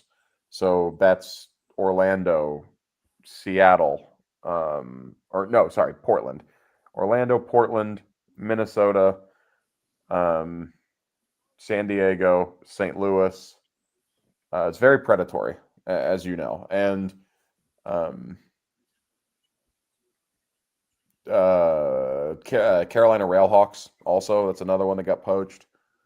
It's just it's a war between grassroots and money, and we want to see grassroots win because that's the beautiful game. But ultimately, money is difficult to go up against, even when that money gets pumped into an unserious like joke of a league, and it is what it is. yeah. And you mentioned the USL Championship final. I mean, where the process took over, and the Pittsburgh River Rounds won a penalty shootout after 0-0 in regulation against Tulsa. So congratulations to them. But the greatest news And was for like the 37th straight season, a former Indy 11 player wins the championship, not with us. And it was the MVP of the game too, Eric Dick, goalie from Indianapolis, too. Because of course it ironic, is. of course. But One Knoxville wins the USL League One 2-0 over Spokane. So Knoxville is a champion. He's a city of champions, at least in soccer. Congratulations, One Knox. Hey, second Congrats, decade. congrats to One Knox, and they only had one home loss all season, and Nick and I were there. So you guys were the Jinx. We went down to see Indy 11 beat them. It was great. I'll never forget chanting for the strip to be re-erected back to its original state. That was so unserious, and I pissed off so many of our supporters, but they didn't want to sing actual songs. All right, fuck y'all then. We'll sing stupid shit. We got to be loud. I don't give a fuck. Like I was just trying to have a good time, and I feel like they were like mad at me for trying to have a good time. I'm just like, dog, like I'm not like in the brick earth Italian, dude. Like, well, like what do you want me to do? I'm just here trying to I just want to yell some. I want to yell something. Like this is a soccer game. So, okay, the finish is out. Let's just quickly pick this week's NFL games. Of course, we got free games tomorrow on Thanksgiving. We have the Packers at the Lions. Lions. Packers. I'm going to take the Packers. Always a lot of pressure on Detroit in this Thanksgiving game. 4:30, the Chiefs at the Cowboys. Dallas. They had a really impressive win over the Eagles, and they are they somewhat of a dark horse for the playoffs, or am I too crazy? So you're nuts, if you're Roger Goodell, like who do you rig this game for? If you're trying to rig this game, I mean that's Kansas City because they have Taylor Swift. Yeah, and that's why I'm taking Kansas City.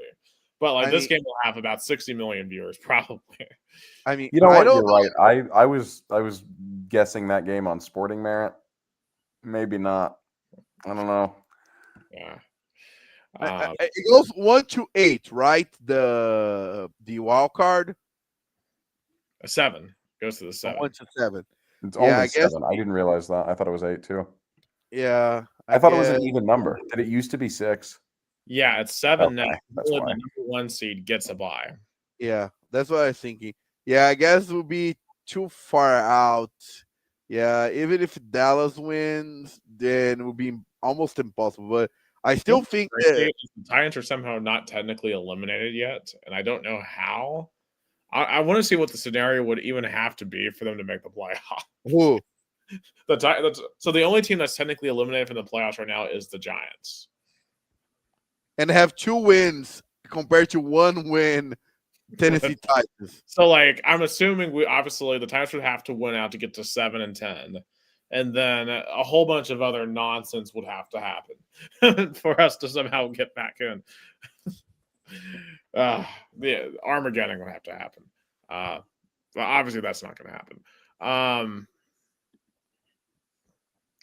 Okay, so we have Cincinnati with the return of Joe Burrow at Baltimore. Ravens. I'll take Ravens. And also, Joe Flacco coming back to Baltimore, even as a backup. Yep, Super Bowl champion, Joe Flacco. Yeah, how weird is that? I don't remember. No, I guess they faced the Ravens playing for the Cleveland Browns. But still, though, it's always interesting to have their Super Bowl champion quarterback coming back to MT Bank Stadium. But give me the Ravens. Yes, Ravens. All right. And then we have a game on Black Friday. The Bears at the Eagles. Give me the Bears. I'll take the Eagles. Eagles, shout out to Nick. Y'all are losing. All right. On Sunday, 1 p.m., we've got the 49ers at the Browns. Niners. Shador versus Niners by 50. Yeah. Shador versus the Niners defense sounds like a tough scene. But you know, the spread is only San Francisco -4. I'll bet the over. I mean, it's because the Browns have actually have a really good defense. They just don't have an offense. Like Myles Garrett deserves better. The Jaguars at the Titans. Sorry, Nicholas Hill. Jaguars. I haven't picked the Titans to win one game this year. You know what? Neither have I, but that changes now. Give me the tits. I gotta keep the playoff hopes alive. Let's get to 2-2. $11 is the cheapest ticket for this game, and that's $11 too much. You couldn't pay me. The only reason why I'm going to Nashville in the next month is not football related, and it would be more and it's going to be more enjoyable than watching this. And if you know, you know. So even if Amy calls you and say, Nick, we want you at Nissan Stadium, how much do I have to pay you to come to see your beloved Tennessee Titans? Considering gas and everything else, probably about $100 to $200 would satisfy me for the day. I'll go if you pay me, I'll come and just banter. But whatever, I'm not paying to go. Yeah, I like the tickets are as low as $11. It's $11 too much. I love that. Yeah. This game feels like, you remember when the Jags were protesting, and all their people wore bags over their heads or whatever, and they were protesting their ownership against the Colts, and they still ended up beating us. This feels like that again. Yeah, it does. And unfortunately, I know, and so what Nick is talking about is a wild comment, but this is what I would be doing if I were at the Titans game. What the hell are you even doing? It's a shirt. Oh. If I were at the Titans game. I guess that's a good thing. I guess that's something at least you'll be cheery for. Well, it's as I said, it's like in college football. It's what all the student sections are doing now if their team sucks. Don't make me have to do this on Saturday. Okay. Speaking of the Colts, we have the Texans at the Colts. Indianapolis. Colts by 50. I'll take the Colts as well. I do think it's going to be a bit of a slugfest, though. The Texans have a very good defense, but at home, I think y'all find a way. I think JT runs for over 200 yards. I mean, we'll see. I mean, Texans have a very stout defense. I mean, they've looked very good recently. And this is respectfully to the Texans. I think they're a good football team, but the Colts are pissed. The Colts got robbed this past weekend, 100%. All right. The Texans are about to become the Tennessee of last year. That's it. Interesting. Okay. We have the Saints at the Dolphins. Oh, good God! That and tickets as low as $35. Do I have to choose a winner, or can they both lose? Tie. 0-0 tie. Saints and Mike McDaniel gets fired. Okay, I'll take that. Yeah, I'm on board with that too. And then Louisville Cardinal Tyler Shuck will lead him to the promised land, right? Yeah. So. Another terrible 1:00 game. Falcons at Jets. Good God, this Jets. Jets. Team. I mean, that Jet team, they made me so mad when they were close to beat the Bucks. You could have just stopped at they made you mad, and it could have applied across the board. But I still believe in this team. Give me the Jets. Give me the Jets. Jets. All right. Which means the Falcons are going to win. Take the Falcons money line if you want to make money. Cardinals at the Bucks, and the Bucks are only a 2.5 point favorite. Hammer the Bucks plus or minus 2.5. How is this only a 2.5? Bucks easily. The Cardinals lost to the Titans. That should be enough for anyone to not take them seriously. The Arizona Cardinals should cease operations for that loss. Yes. It's the worst loss I've ever seen. Okay, well, the Atlanta Falcons have the worst loss I've ever seen in the NFL. But the Cardinals have the second worst loss I've ever seen in the NFL. The Rams at the Panthers. Panthers. I'm going to go Rams, but I do think it's a close game. But yeah, they destroyed the Buccaneers on Sunday. I was stunned by how good they play. Yeah, it's the NFL. Everybody's good. Yeah. I mean, the Panthers are not great on Monday night, but they are back, and this is a cross-country trip. So I think the Rams win, but I do think the Rams will the Panthers cover a 10.5 point. I think the Rams and they cover.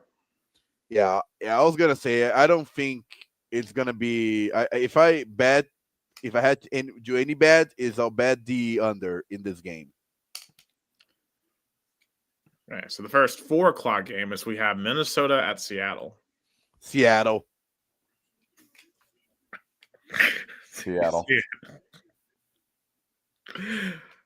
I can't repeat that. Okay. Buffalo, the 4:25, we got the Bills at the Steelers.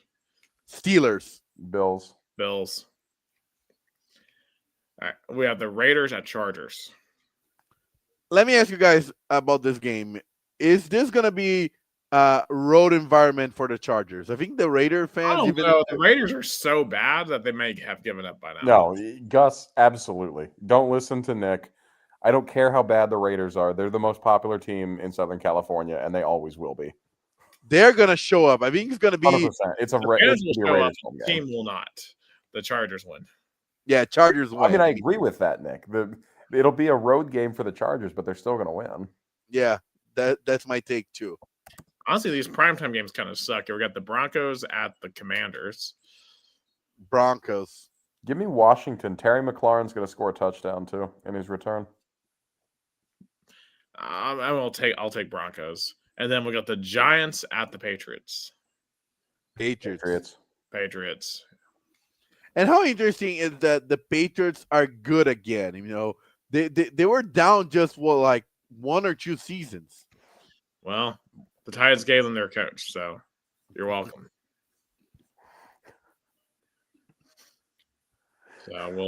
So it's Miss Amy Adams Strunk's fault.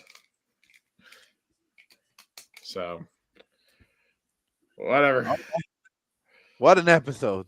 What an episode here. Episode 209 here, the Thanksgiving Eve edition. Gus, I know you guys don't have Thanksgiving in Brazil, but Yeah, but Gus is our honorary and future fully card holding American. So he gets to celebrate. absolutely. Hopefully, you have some turkey on standby for tomorrow. Hell I, no. I, I thought Go about get something delicious for Thanksgiving. Turkey sucks.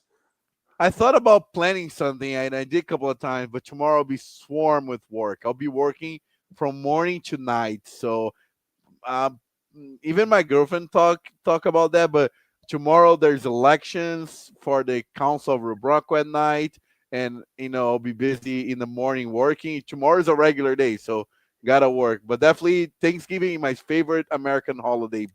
I when I was in US, that's the day I looked for the most because I loved and my favorite dish that I'll never forget on Thanksgiving is sweet potato casserole. That was my favorite dish. And it's That's so a funny great that choice. Brazilians cannot comprehend that. They're like, what? To have a sweet potato smashed with marshmallows. Every time I talk about that, Brazilians like, what? Yeah. The American diet is one to behold. Yeah. Hey, but it's Thanksgiving. Thanksgiving calories don't count. Exactly. And that's why I'm doing a 5K in the morning, so we can negate Yep. that just a little bit. I'm Yeah. not running a 5K, but I am guys. playing soccer in 20-degree weather. So And if you're in Chattanooga, come and say hi to me if you're at the Grateful Gobbler tomorrow morning. Which Good I'll be luck. doing that in a paltry 6 hours from now. So yeah. In any case, for Gus, for Jason, I am Nick. We all hope you have a very happy Thanksgiving. And we'll see you all next week. From the only Brazilian and American sports podcast, this is